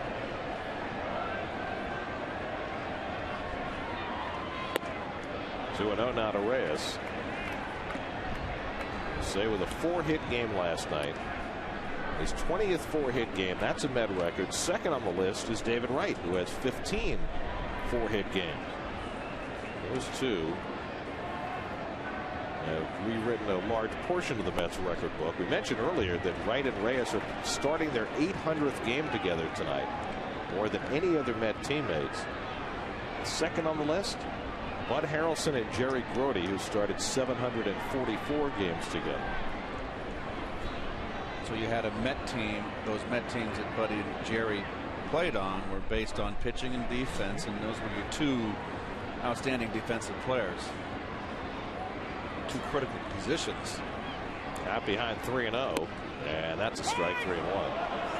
The shortstop third base combination in Mets history started the most games together.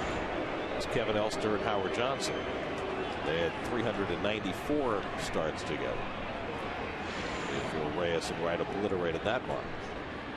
3-1, and there's a strike. 3-2.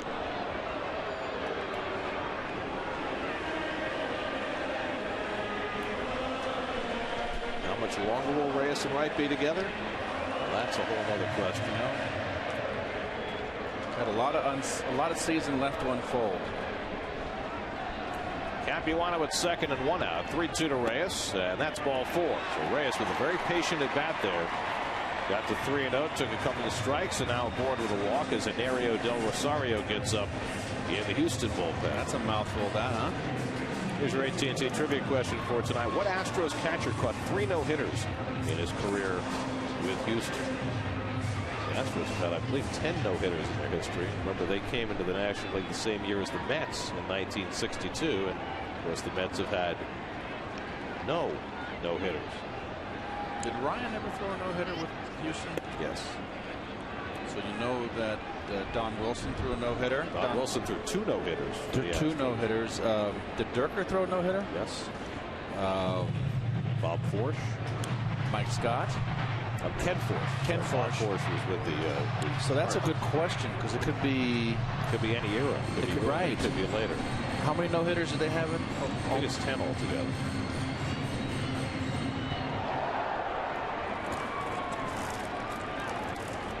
Angel Pagan is 0 for 2 tonight. Struck out and popped up. And he flares one foul.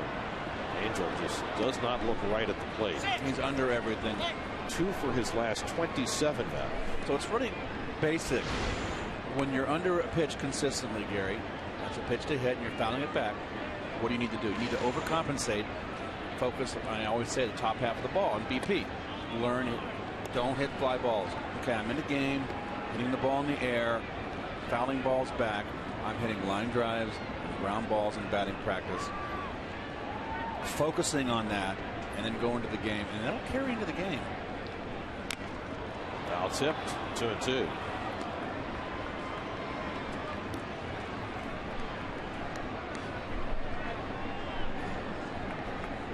Pagan as a right-hand batter this year is now 1 for 18.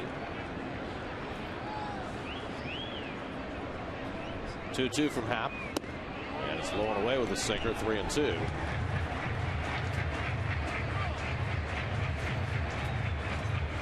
Happ up to 104 pitches now, so his time is going short in this game, making his 4th start of the year. Threw 114 pitches 2 starts back. And Pagan pops one up. Second baseman Downs calling. Pence coming in to call him off, and that's the second out. Everything in the air, a bit of an adventure tonight with the wind blowing hard. So Pagan continues to struggle. 2 out and 2 on, and David Wright, who was struggling until his last at bat when he launched his 3rd home run of the year, snapping the longest offer of his major league career. Good balance, no wasted motion. Fastball out over the plate.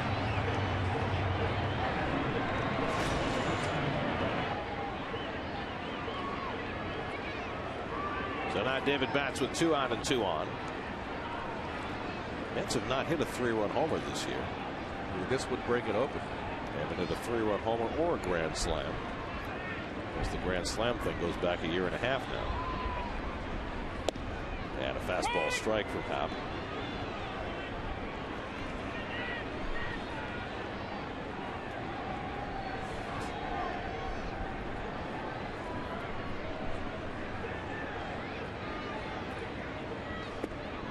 It is 10 Houston no-hitters. Don Notabart, Ken Johnson, who lost the game. 2 by Don Wilson, Larry Dierker, Ken Forsch, Nolan Ryan, Mike Scott, of course, the clincher in '86, Darrell Kyle against the Mets in '93, and then a combined no-hitter started by Oswald.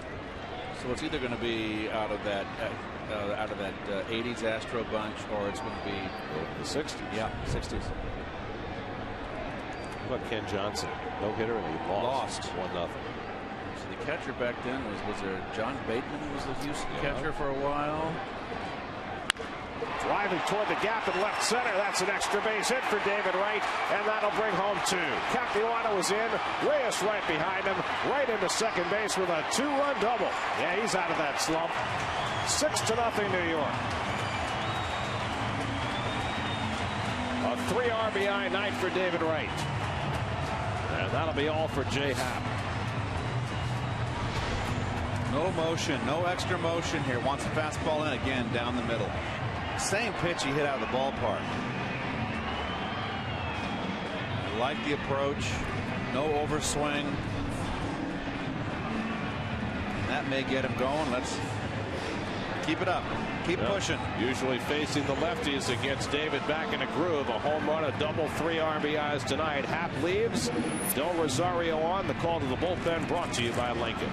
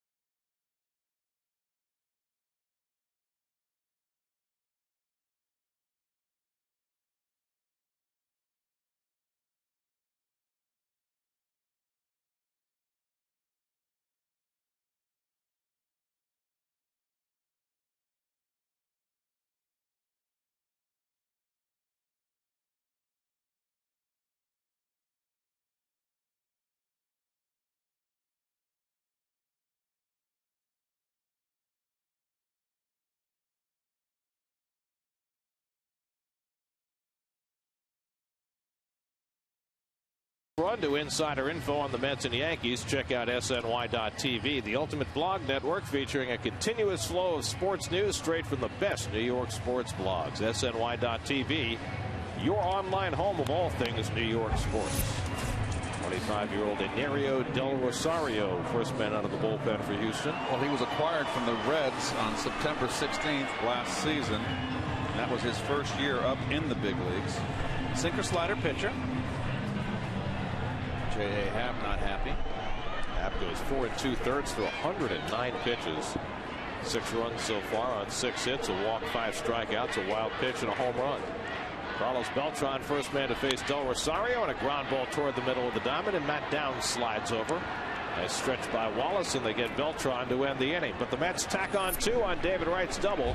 6-0 after 5.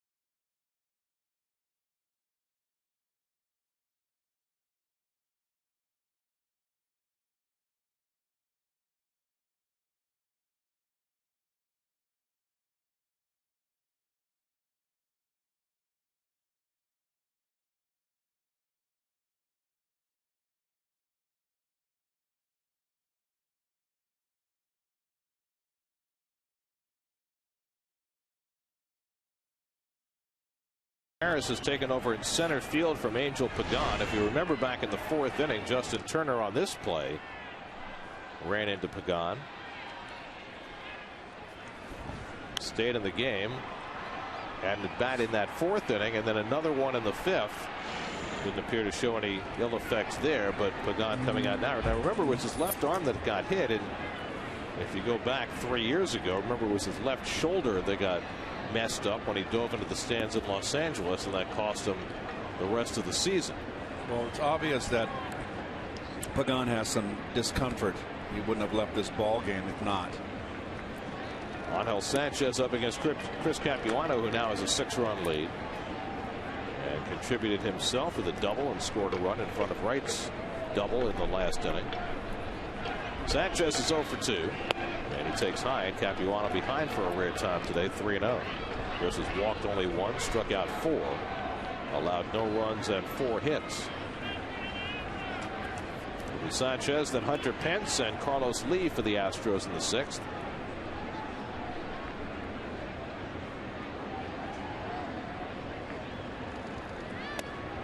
There's a strike, 3-1.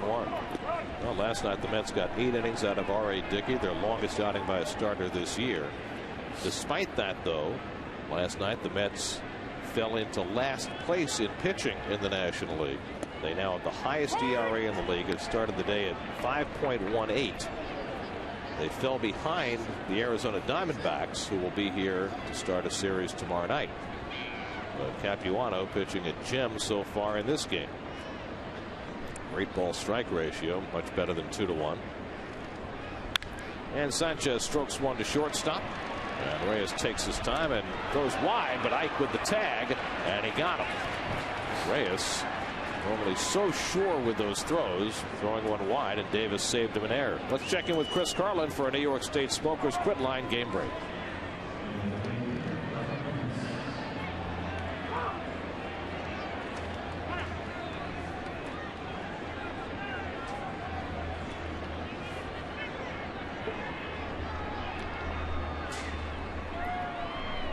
Okay, now somebody's got to explain to me what those uniforms are. Ugly. As Justin Turner throws out Hunter Pence, that's got to be some kind of old tribute uniform, right? Some Negro League thing or something? I have no idea. Like the old Kansas City Royals uniforms, those powder blues. That was different. Kemp's off to a great start, isn't he? Jeez, leading the league in hitting. Carlos Lee bats. Did the Brooklyn Dodgers wear powder blues? I don't know. Wasn't around then. I'm being told by the truck that it is a Brooklyn tribute. Of course, the Dodgers are in the news this week for a different reason, having nothing to do with their uniforms. Major League Baseball basically taking over their operations with the divorce mess and financial difficulties that the McCourts have had. And Commissioner Bud Selig announcing yesterday that he will appoint a trustee to oversee all of the Dodgers operations, that they won't be able to do anything without consulting with Major League Baseball. That's just been an absolute mess for the last 2 years. Carlos Lee takes low and inside, 2-1.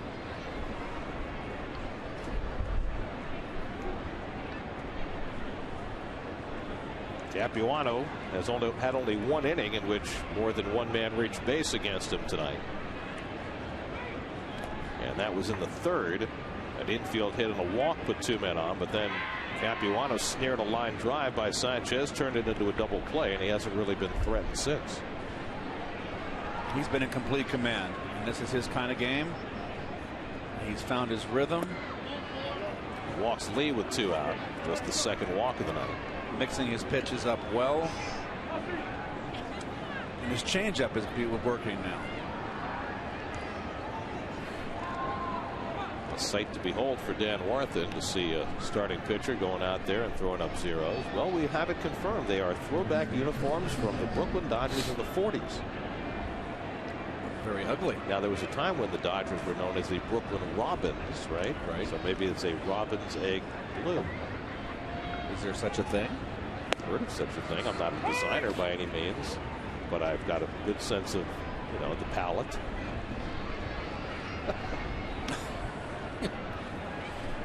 Chris Johnson doubled to left center his last time up. 1 for 2 on the night. You've heard of a robin's egg blue? No, I have not.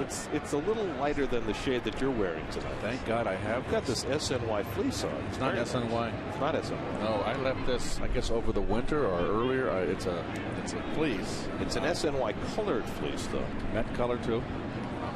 Not a homer. But blue's my favorite color. Little tapper up the third baseline, and in comes Wright. And makes the off-balance throw right on target to get Johnson in the inning. 3 ground ball outs in the inning for Capuano. He's got 6 scoreless, and the Mets up by 6.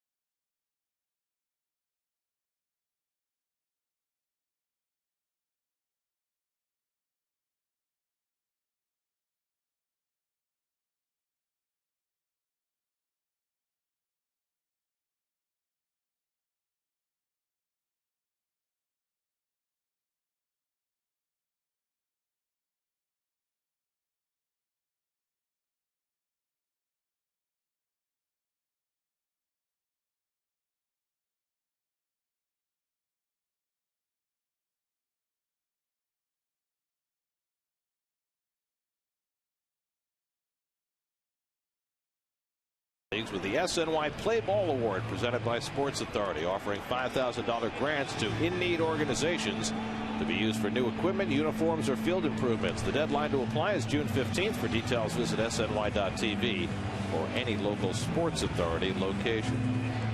Third at bat for Jason Bay, who has struck out and hit a pop fly double that led to a 3-run inning in the 4th. So Bay hit .500 for the year. Takes outside ball 1. When Bay left the lineup last year, the Mets had already begun their downward trajectory after getting off to a good start last year. They started to suffer when they got to Puerto Rico to play the Marlins in late June, and 3 weeks later, after the All-Star break, is when Bay got hurt in L.A. But when the Mets lost Bay for the season, they were still above .500. It's tied up inside by Del Rosario, 2-1. The Mets were 50-49 when Bay left. They went 29-34 the rest of the way, and then started out this year 5-13. So they're 13 games under .500 since Bay last played. 2-2 to Jason. Yeah, it's easy to forget because last year ended so poorly for the Mets how well they played for the first 2.5 months or so last year. They had the great May, didn't they, last year? On the outside corner, Bay doesn't get the benefit of a call from Doug Eddings. First strikeout for Del Rosario. Wow. So 1 out and nobody on. Ike Davis coming up. Let's check in with Kevin. Well, guys, we watched Chris Capuano pitching very well tonight. Remember, Chris Young was pitching very well, too, until he got that biceps tendonitis and eventually was put on the DL. And good news is he threw a simulated game today and did just fine with it. He threw 57 pitches, 3 innings, so he was up and down 3 times in that span, just testing out the arm. And he said he did not feel the tendonitis one bit. And I asked him, is this something that, you have to see how it is tomorrow morning, or... And he said, honestly, the fact that I didn't feel it during the game usually means it's good. If it's not really it's coming on next morning thing. It's usually in the heat of the battle type thing. That's a nice play, and Davis is retired. So the plan now for Young is he will throw a bullpen on Saturday. If all goes well, eligible to come off the DL on Tuesday. And then the Mets have a decision to make. I guess some of that could depend on how Dylan G pitches on Saturday. Guys? That's certainly good news on Young. By the way, Kevin, you can invite some people to sit out there on that deck of the Acela Club. It's a nice place to sit. Yeah, it's a little chilly tonight, but very wind-friendly out here, Gary. Yeah, you look a little bundled up. How's the service? Oh, I mean, I got coffee delivered when I was doing a report before. I didn't even ask for it. Don't go away, Kev. I'll be there shortly. Outstanding. It's terrific. Justin Turner up for the third time. Twice has grounded out to short in his second start this year. Good night for a Irish coffee. How do you build an Irish coffee exactly? You got a little Jameson, I guess, and Jameson. It's Irish coffee whiskey, right? and a little bit of whipped cream to your taste. Post game. Yes. 1-2 to Turner. It was interesting listening to Terry Collins talk about that simulated game that Young threw today. He said the first two quote unquote innings he was okay, but the third inning he really let it go. Running throw by Johnson too high, and it pulls Wallace off the bag, and Turner is safe. Well, would he have had him with a good throw? Yes, he would have. But that's got to be a base hit, doesn't it? I certainly think so. It's got to be a play for Johnson, and they will score that infield hit for Turner. So he's aboard with 2 out. The Mets' 7th hit of the game. And the guy who broke the ice in the game, Mike Nickius, comes up. It was scoreless till the bottom of the third with 1 out when Nickius hit his first big league home run on a 2-2 pitch from Jay Happ to put the Mets in front, and they're now up 6-0. Got a slider right here, down and in. And that's his first big league home run. And he got the Mr. Freeze treatment. Mr. Freeze.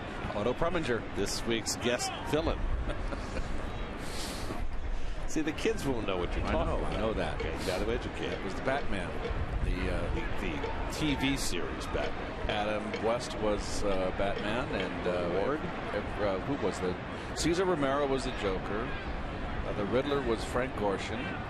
Catwoman was Julie Newmar. Mr. Freeze was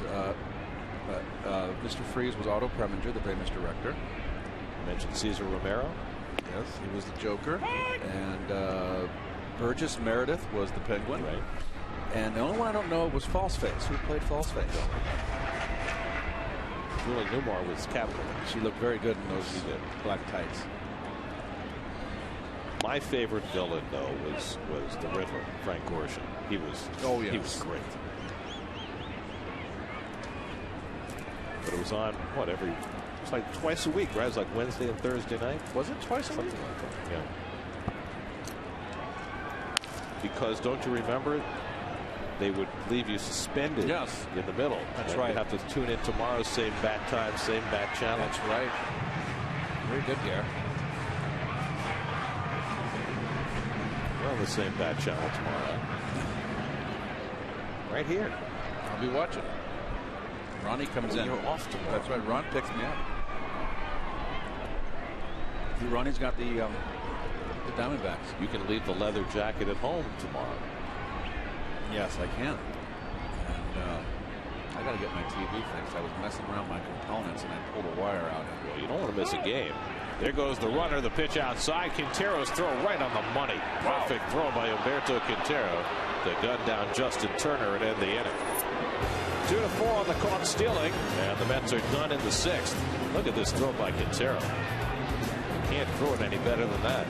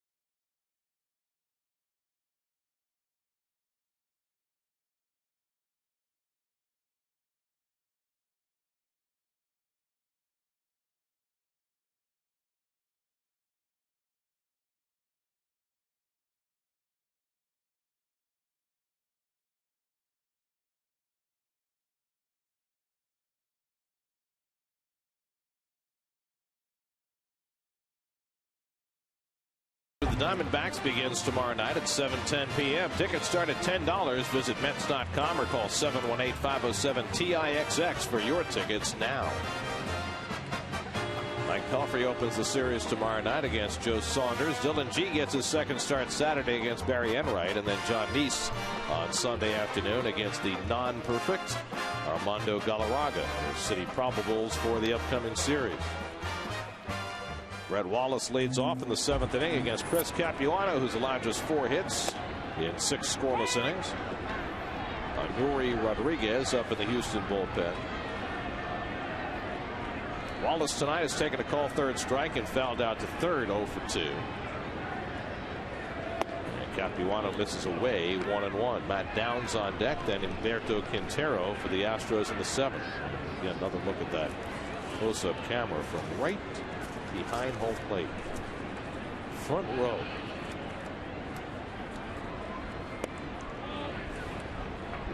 It's a unique camera position. A really good chance of getting up close and personal.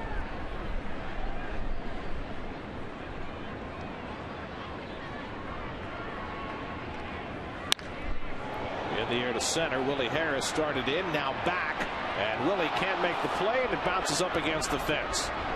And into second base goes Brett Wallace with a double. Well, we saw Pagan take a bad angle to a ball in center field earlier. This time Harris got a delayed start going back. Great shot right there. You've got the barrel through and a high fastball just out of the reach of Willie. Boy, good effort. Hit. He just crashed into that. He's got the hood on too. A little extra padding out there. Still, that right track is hard. So Wallace has a double. By the way, the word on Angel Pagan is that he left with a pulled muscle in his left side. Now, whether that's completely related to the partial collision with Justin Turner in the 4th inning or not, we can't be 100% certain, but that's what they're saying. Pulled muscle left side. That's what forced Pagan out of the game. We'll find out more after the game. You won't believe who I just got a text from. Ace reporter for the New York Times, Richard Sandomir. He has the name of Falseface. He does. Malachi Throne. And he says, he emphatically emphasizes, don't say I told you. Well, you really. Sorry, Richard, you're busted. You really held up your end of the bargain, didn't you? You're busted. Now, here's my question. Who the heck is Malachi Throne? We have Dave look it up. And is that the correct pronunciation? Remember, Falseface had all the weird stuff on his face. It was really couldn't make out who the character was. Good off-speed pitch by Capuano, and he's ahead on Matt Downs, 1-2. So you know what? That means the critics are watching here. We've got to be on our toes. Okay, I got a piece of information for you about Malachi Throne. He was the voice of the Keeper on Star Trek's first pilot episode. Okay. So he was a long-time TV series presence.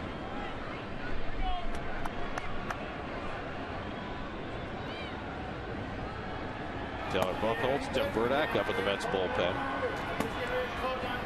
Downs is 0 for 2. Capuano ahead of him, 1 ball, 2 strikes. And he just got a piece of that changeup to stay alive. Capuano's been able to keep the pitch count down tonight, so he's only up to 93 as he works in the 7th inning. A chilly night, wind blowing hard all evening, temperature in the 40s. Humberto Quintero waits on deck. Downs playing for Bill Hall, who sprained his ankle, making a terrific catch last night.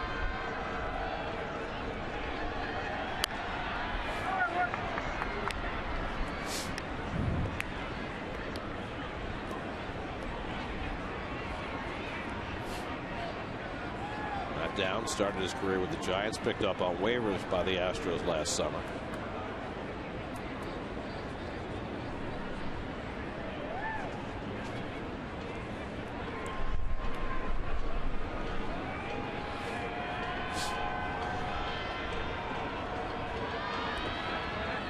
And Nickius knocks that down to keep Wallace at second base. 2-2. Nickius continues to impress defensively. He has all the fundies down. He doesn't get lazy back behind the plate.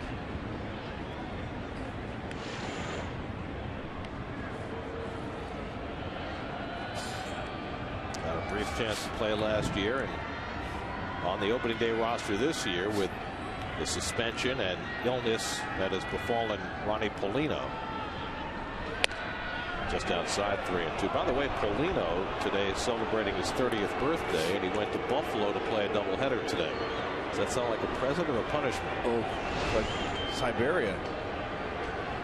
He dealt to keep climbing overhead cam and just missed. Anyway, Ronnie went 0 for 6 in the doubleheader in Buffalo just to cement the pain of turning 30. Can you imagine how cold Buffalo is? 3-2 to Downs. Line to left. Toward the line goes Bay, but he'll have to play it on a hop. Wallace being waved around. He'll come in with the first Houston run as Wright's throw to the plate is too late. So it's an RBI single for Matt Downs, and it cuts the Mets lead to 6-1. Pretty daring third base coaching right here. You're down 6 runs. There's a soft liner off the end of the bat. And Bay can't get to it. And I think Bay just kind of thought it was going to hold him up. Kind of soft tossed it into right. And that's going to get Dan Warthen out to give a little spell here for Capuano. So back-to-back base hits for the Astros to start the 7th. Plates their first run of the game. Now Humberto Quintero will be the batter. Quintero showed off his arm in the last half inning. Look how quick it gets down there. Look at that perfect throw. Took a perfect throw to get him.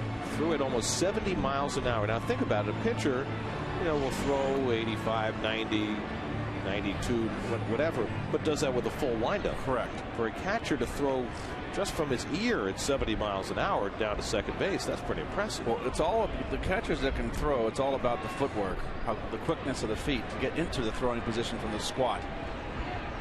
So that's what it's all about. Johnny Bench, you never realize. Johnny Bench was like Pete Sampras. When you watch Pete Sampras play tennis when he was at the top of his game, everybody talked about Sampras' serve. You ever, if you just kept your eye on Sampras on the court, you just never realized how much ground he covered. Back to Capuano. He has time to turn 2. Reyes with the turn. 1-6-3 for the double play. Second double play started by Capuano tonight.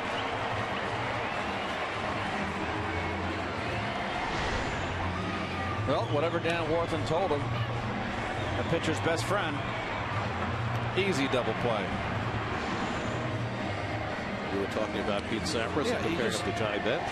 Johnny Bench was big and strong, and almost built like a fire hydrant, like a bowling ball. And you never realized how quick he was. I mean, he was the greatest defensive catcher I saw, and the next one next to him was Gary Carter. But Johnny Bench was so athletic, you never realized how quick he was. You had to sit, and either there's the pinch hitter, Jason Bourgeois. You never realized how quick his footwork was, Johnny Bench. He was really athletic. And closest thing to a ballet dancer of a catcher I've ever seen. He was that graceful. Bourgeois hadn't at bat in last night's game. And popped up. And Capuano got to strike 1-1. Look how Terry Collins has been enjoying this game. Watching from his office tonight. Got thrown out at the top of the first inning, arguing correctly on a call on a foul ball. Line out to Jason Bay, and Bourgeois is retired. And Terry has to be enjoying it, right? 7th inning stretch, 6-1 New York.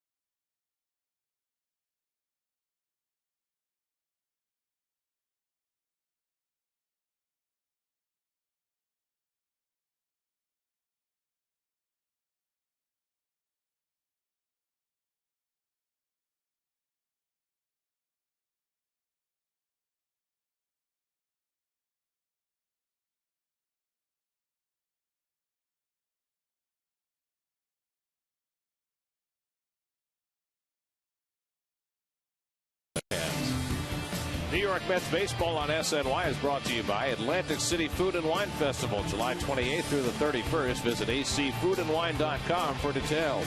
By Verizon Fios. Switch to Fios and network ahead. To learn more, visit verizon.com/getFios. And by State Farm. Today's State Farm agent of the day is the great Pat Cawley of Glendale. Contact Pat's office at patcawley.org. Tomorrow, Mike Pelfrey takes the mound opposite Joe Saunders as the Mets open their series against the Diamondbacks here at Citi Field. Mets Diamondbacks coverage begins with Pepsi Max pregame live tomorrow at 6:30 only on SNY. Let's answer the AT&T trivia question. We asked which Astros catcher caught 3 of the 10 Houston no-hitters. I'd guess Brad Ausmus. Nope, it was Alan Ashby. Yep. Late 70s, early 80s vintage. I knew that. Good job. Mike Nicky is first man up against Anuri Rodriguez, the new Houston pitcher. And he was a Rule 5 guy, acquired from Tampa Bay, made the ball club, obviously. Gare has not appeared in the game since the 13th of this month. Well, he was suspended for 2 games for throwing at Gabby Sanchez of the Marlins, and actually was on suspension for the first game of this series. He is a rookie. Last year pitched in AAA at Durham in the Tampa Bay organization, mostly as a starting pitcher. No relation to the other pitching Rodriguez for the Astros, Wandy.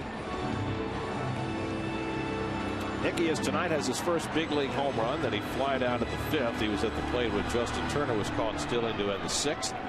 So he gets a fresh turn. Daniel Murphy has come out on deck to pinch hit. So Chris Capuano's night done after 7 terrific innings as Nicky goes down for the first out. So Anuri Rodriguez picks up a strikeout. And now Murph, who had a big night last night, 3 hits, including a game-tying 2-run homer. Well, Murph right here got a slider, didn't get in enough. He just wrapped it around a foul pole. That was a big blow right there. Tied the ball game up at that point, 3-3. Got his batting average up to 286 on the year. Batting with 1 out and nobody on, hits one in the air to right center. That's hit well. Back goes Pence, and he has room on the warning track to make the catch. So Murphy making a bid for another home run. Comes up short for the second out. Well, that's Death Valley in that part of the ballpark. There are a few Death Valleys in this ballpark. 2 out, and here's Reyes as Taylor Buchholz gets ready to pitch the 8th inning. Now it's a super night for Chris Capuano as he bids for his 2nd win of the year. 7 innings, 1 run, 6 hits, 2 walks, and 4 strikeouts. Tonight where the Mets have hit a couple of home runs. Got Jason Bay back in the lineup. He's contributed a double. David Wright, a breakout night with a couple of extra base hits and 3 RBIs. 0-2 to Reyes, who walked and scored his last time up. Otherwise 0 for 2.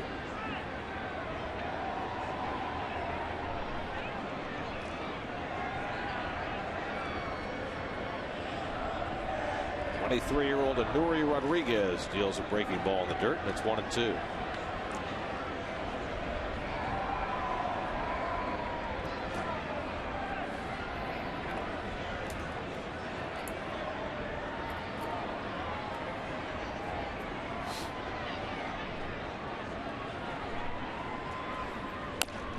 Little tapper, and Rodriguez makes the flip. Side retired. 1-2-3 inning for Anuri Rodriguez, and on to the 8th we go with the Mets up 6-1.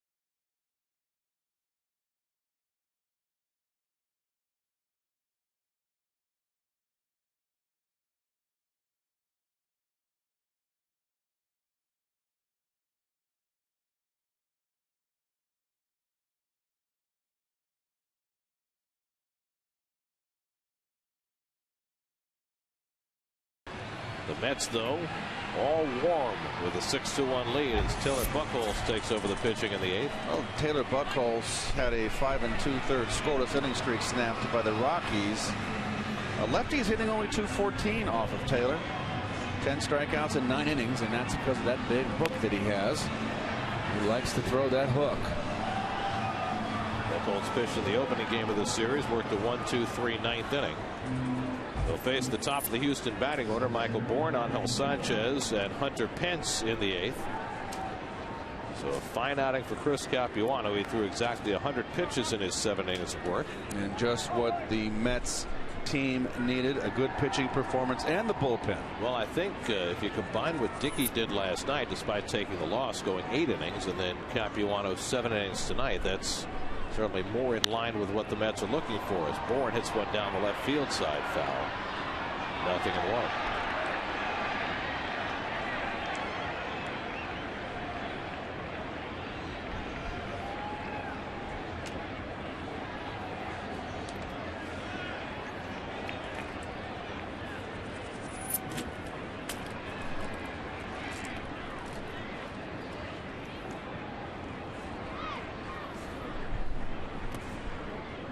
1-1 to Bourne, who's 0 for 2 and a walk tonight.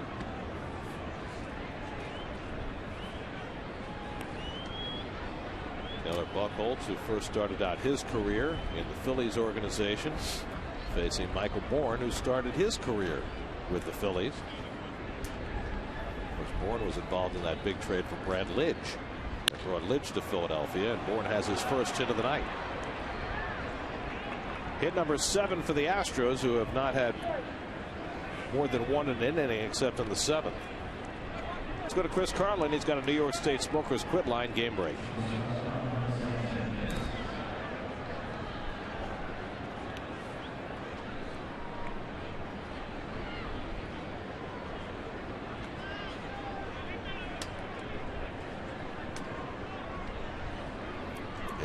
Steal a win. No. Here's Angel Sanchez, is 0 for 3. And it's taken high ball 1. The Diamondbacks losing that game today in Cincinnati. They had actually been playing very well the last few days. They'd won 3 straight, taken the first couple in that series.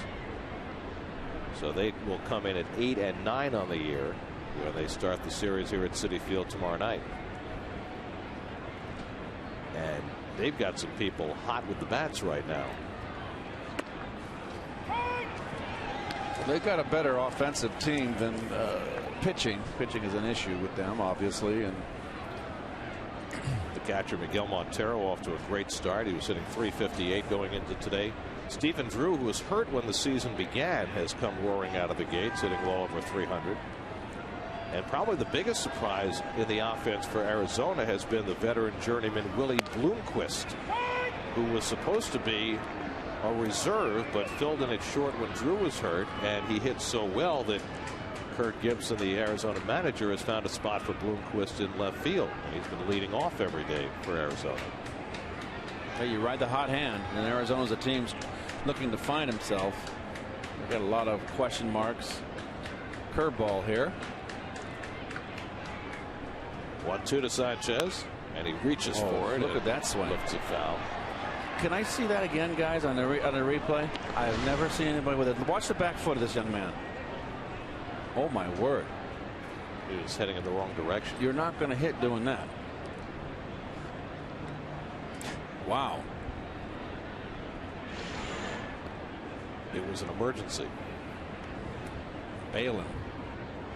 That's called a hook and bailing. Got to keep the fanny in. And the back foot. I've heard of stepping in the bucket with the front foot, but never stepping in the bucket with the back foot. That's his swing. He did it again. He's a peculiar hitter. Watch his back foot. That's what he does. It's like the opposite of Ichiro, who's running toward first when he swings. He's heading in the opposite direction. He wants to go into the third base dugout. I know it's cold, but geez, you want to get hit.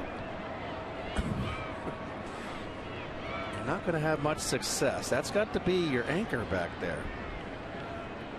If you're moving that foot around a lot.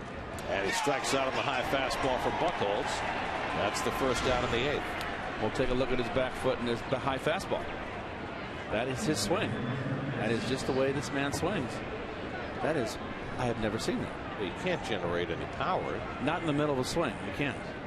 Now, I've seen Clemente in his prime drive off that back foot. I saw him do it in the World Series when he had the great World Series against the Orioles. But he moved the back foot and was going the other way and was driving off the back foot. Hunter Pence drives one to center. Willie Harris right there.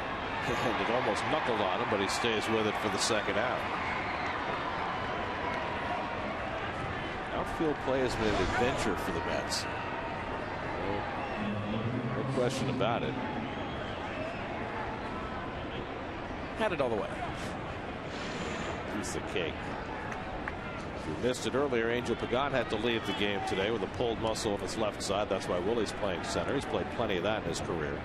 Started 142 games in center field in his career. Carlos Lee is 0 for 2 and a walk. 2 for 10 in this series. And he lifts one out to right center. This one should be easy for Beltran. And through the wind makes the grab to end the inning. So Buchholz gives up a leadoff hit, gets the next 3. It's still 6-1.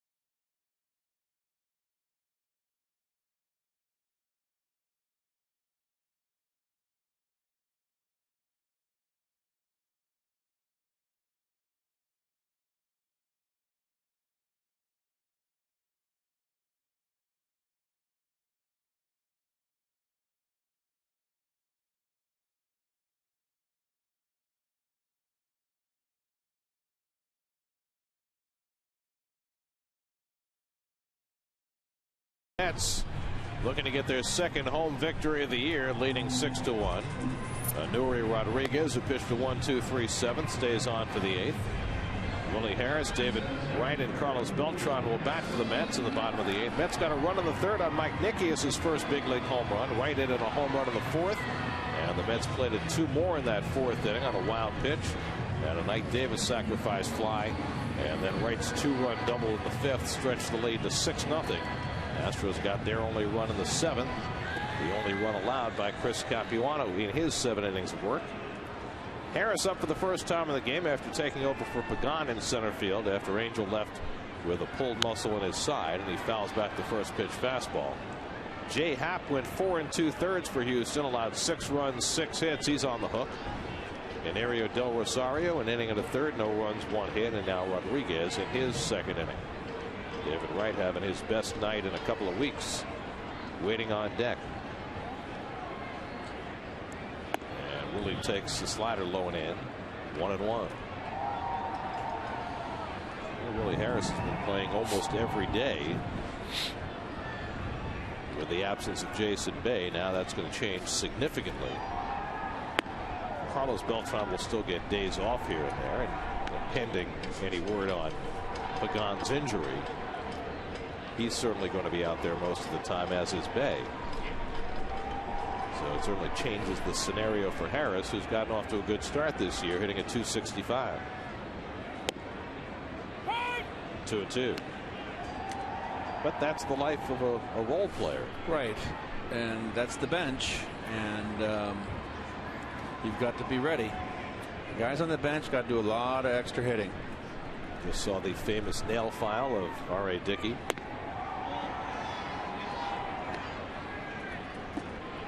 Got to keep those fingernails sharp, digging and pointing. Dig into the ball. It's a special function for a knuckleballer's fingernails. Harris fouls one back.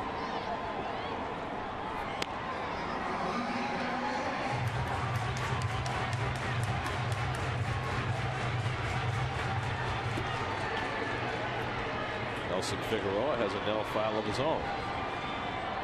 Nelson back home in New York, has all his family out here for this series, although he's not pitching in this series. It's very detailed, meticulous work there. Harris lifts one to left, and Carlos Lee drifting back. One away. Let's check in with Gary Apple. He's standing by for a preview of what's coming up tonight on Geico Sports Night. Gary, thanks so much. Coming up tonight, the latest on Bud Selig saying he wants to expand the baseball playoffs, and LeBron and the Heat in action tonight. We'll have it all when we see you later, fellas. We'll see you later, Gary. As David Wright steps in, David with a home run and a double tonight has driven in 3. In the process, snapping the longest offer of his major league career. He was 0 for 20 before his home run in the 4th.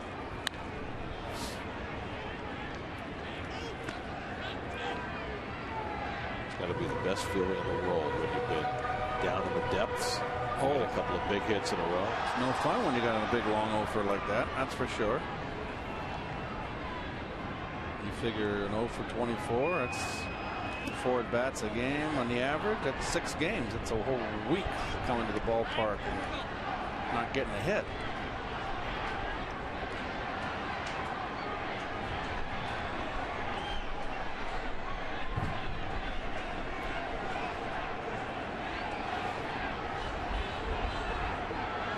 Catcher Quintero, he wants a splitter. And didn't fool David, that's for sure. He didn't want to. Looked like he didn't want to throw that pitch. Uri Rodriguez, much like the Mets' Pedro Beato, a Rule 5 draft pick, who's gotten off to a good start. Now behind on right, 3-1. It's interesting how high Quintero is calling. Look where his hand position is when he makes a call. His hands are higher than normal. That's up there.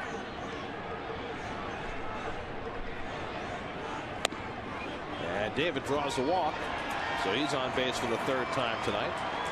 Only the 2nd walk by Houston pitching tonight. And the Mets have a 1-out base runner for Carlos Beltran. Carlos is 1 for 3, single to center, scored a run in the 4th. 5 hits and 11 at bats in the series for Beltran, and now they'll play behind right with the Mets holding a 5-run lead in the 8th.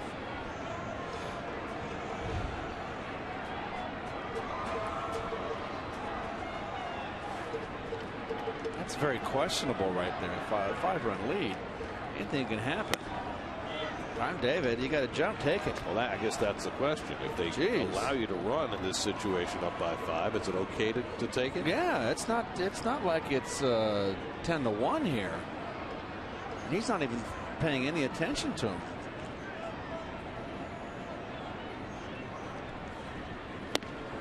Big rip by Beltran, 1-1.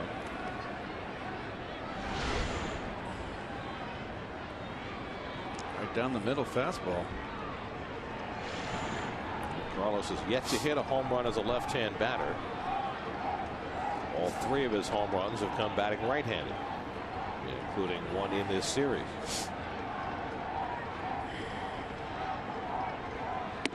And the breaking ball in for a strike, 1-2.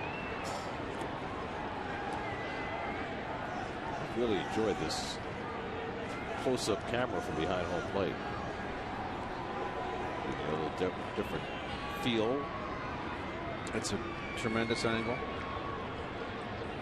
Our production crew, our director, Bill Webb, he's always working hard trying to get good angles for us.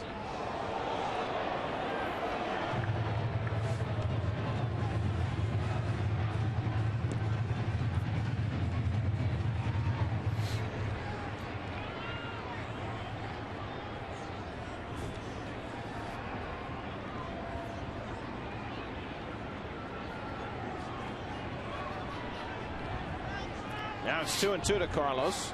Quintero sets up inside, and Beltran strikes out on the high fastball. Second strikeout for Nuri Rodriguez. And that's the second out of the inning. High fastball. He wants it in, and he misses away. Other side of the plate and out of the strike zone. So 2 out, and now Jason Bay is fourth at bat. Has sandwiched a couple of strikeouts around a double. Scored a run in the fourth. A fly ball double down the right field line. His first hit in almost 9 months.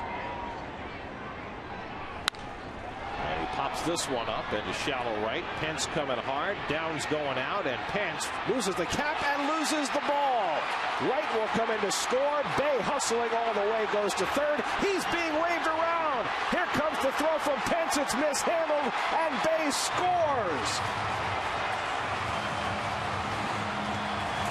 Hunter Pence did not catch it, and then it rolled behind him, and Chip Hale aggressively waving Bay, who was hustling right out of the box, and it's 8-1 New York.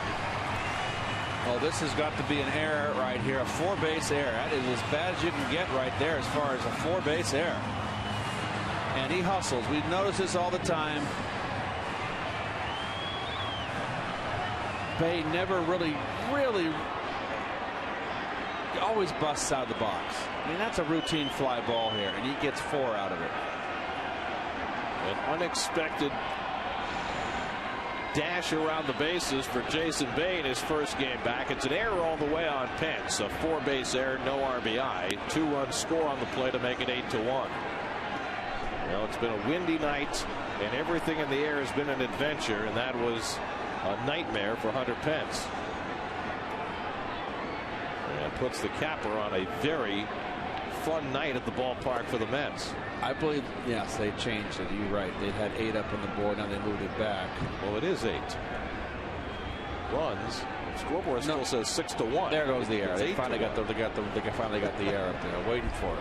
Okay. I wasn't going to mark my book until I saw it's it. Still wrong. It says 7-1 now. They're still trying to catch up. Meanwhile, Jason looks like he might be able to use an oxygen tank right about now.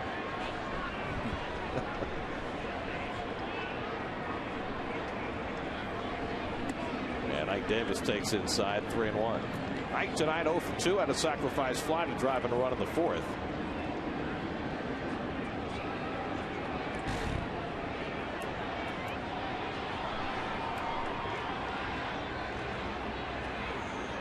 Now the 3-1 to Davis, and he pokes one foul.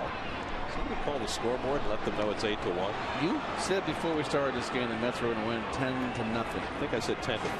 Okay, so you were very close. There we go. Got 8 in the board. Got it. Nope. No. They're playing with us. They put up the 8th run and then took it down. There we go. Excellent. It's beat and switch. Here's the 3-2 to Ike, and a high fly ball deep center field. Back goes Bourne. Warning track at the wall, and it's out of here. Wow. Ike Davis with a long home run, his second of the year, and it's 9-1 New York. The Mets' third home run of the night, and a whole week of frustrations are coming pouring out.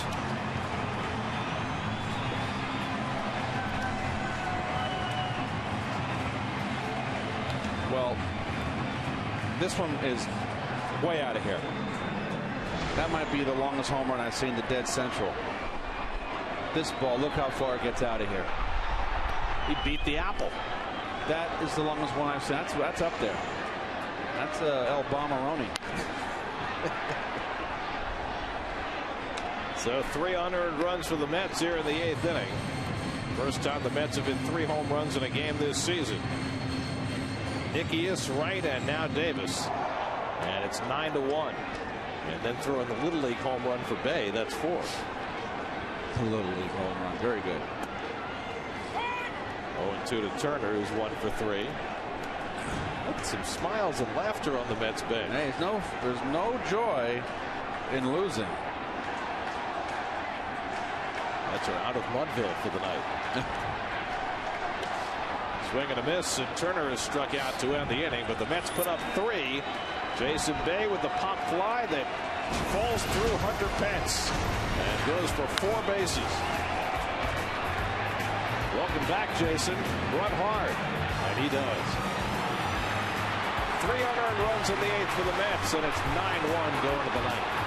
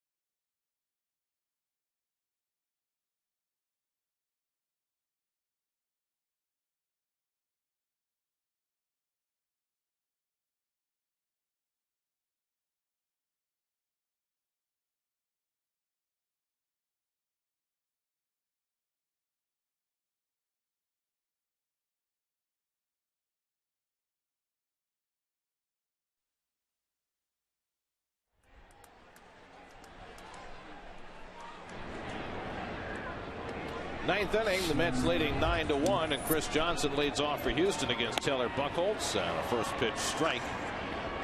Johnson 1 for 3, doubled back in the 4th. Well, the Mets had scored 9 runs total in the last 5 games, and they put up 9 tonight, matching their season high.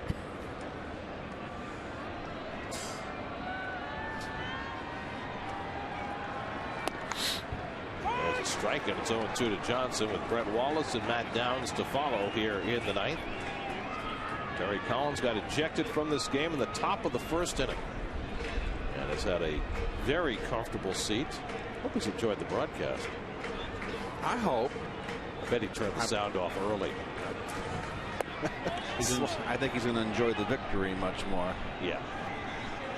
Well, much more than listening to us. Yes.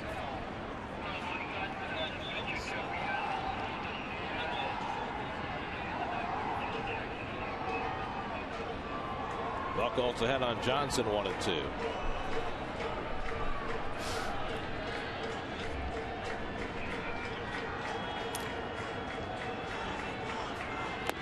And he struck him out with a curveball. Second strikeout for Taylor Buchholz, 1 down in the 9th. Time for the Home Depot doing more on defense. Take you back to the 3rd inning with Angel Sanchez at the plate. Well, nice play on a soft liner and a nice double play. The Mets have turned a few double plays tonight, as well as hit 3 home runs. Capuano started both of the double plays for the Mets. So it's been a good night all the way around. Brett Wallace has scored the only Houston run, doubled over Harris's head in center field, and came around in the 7th, 1 for 3. Buchholz works him inside, 1-0. Capuano went 7, allowed 1 run and 6 hits, 2 walks, 4 strikeouts, 100 pitches. He's in line for his 2nd win of the year. Quite a turnaround from his previous start when he gave up 7 runs against Colorado.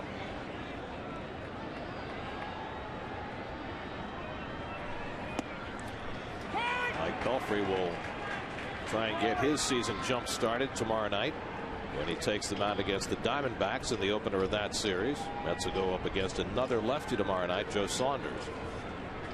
There's Mike, 0-2, 9.72. through his first 4 starts. In the air to center field, and Willie Harris camped. And that's the second out. So Buchholz, after giving up a leadoff single in the 8th, has retired 5 in a row, and the Astros are down to their final out. Mets have lost 7 straight home games. Ken Oberthal has had the lineup card for most of the night. Brilliant. Obi-Wan Kenobi. That's what we used to call him. Obi-Wan. Well, the game's over. You can say Obi-Wan. Very good.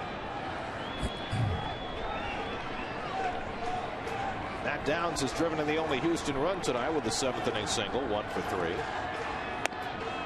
By the way, it was Capuano who picked up the victory, and the Mets' only home victory to date. So he will have both home wins for the Mets, who started out 1-8 at home for the first time in their 50-year history. 2-8 beckons. And they'll work on 3-8 tomorrow. Popped up. This should be playable. Nicky is looking for it and makes the grab, and the ball game is over. The Mets salvage the finale of their series with the Astros.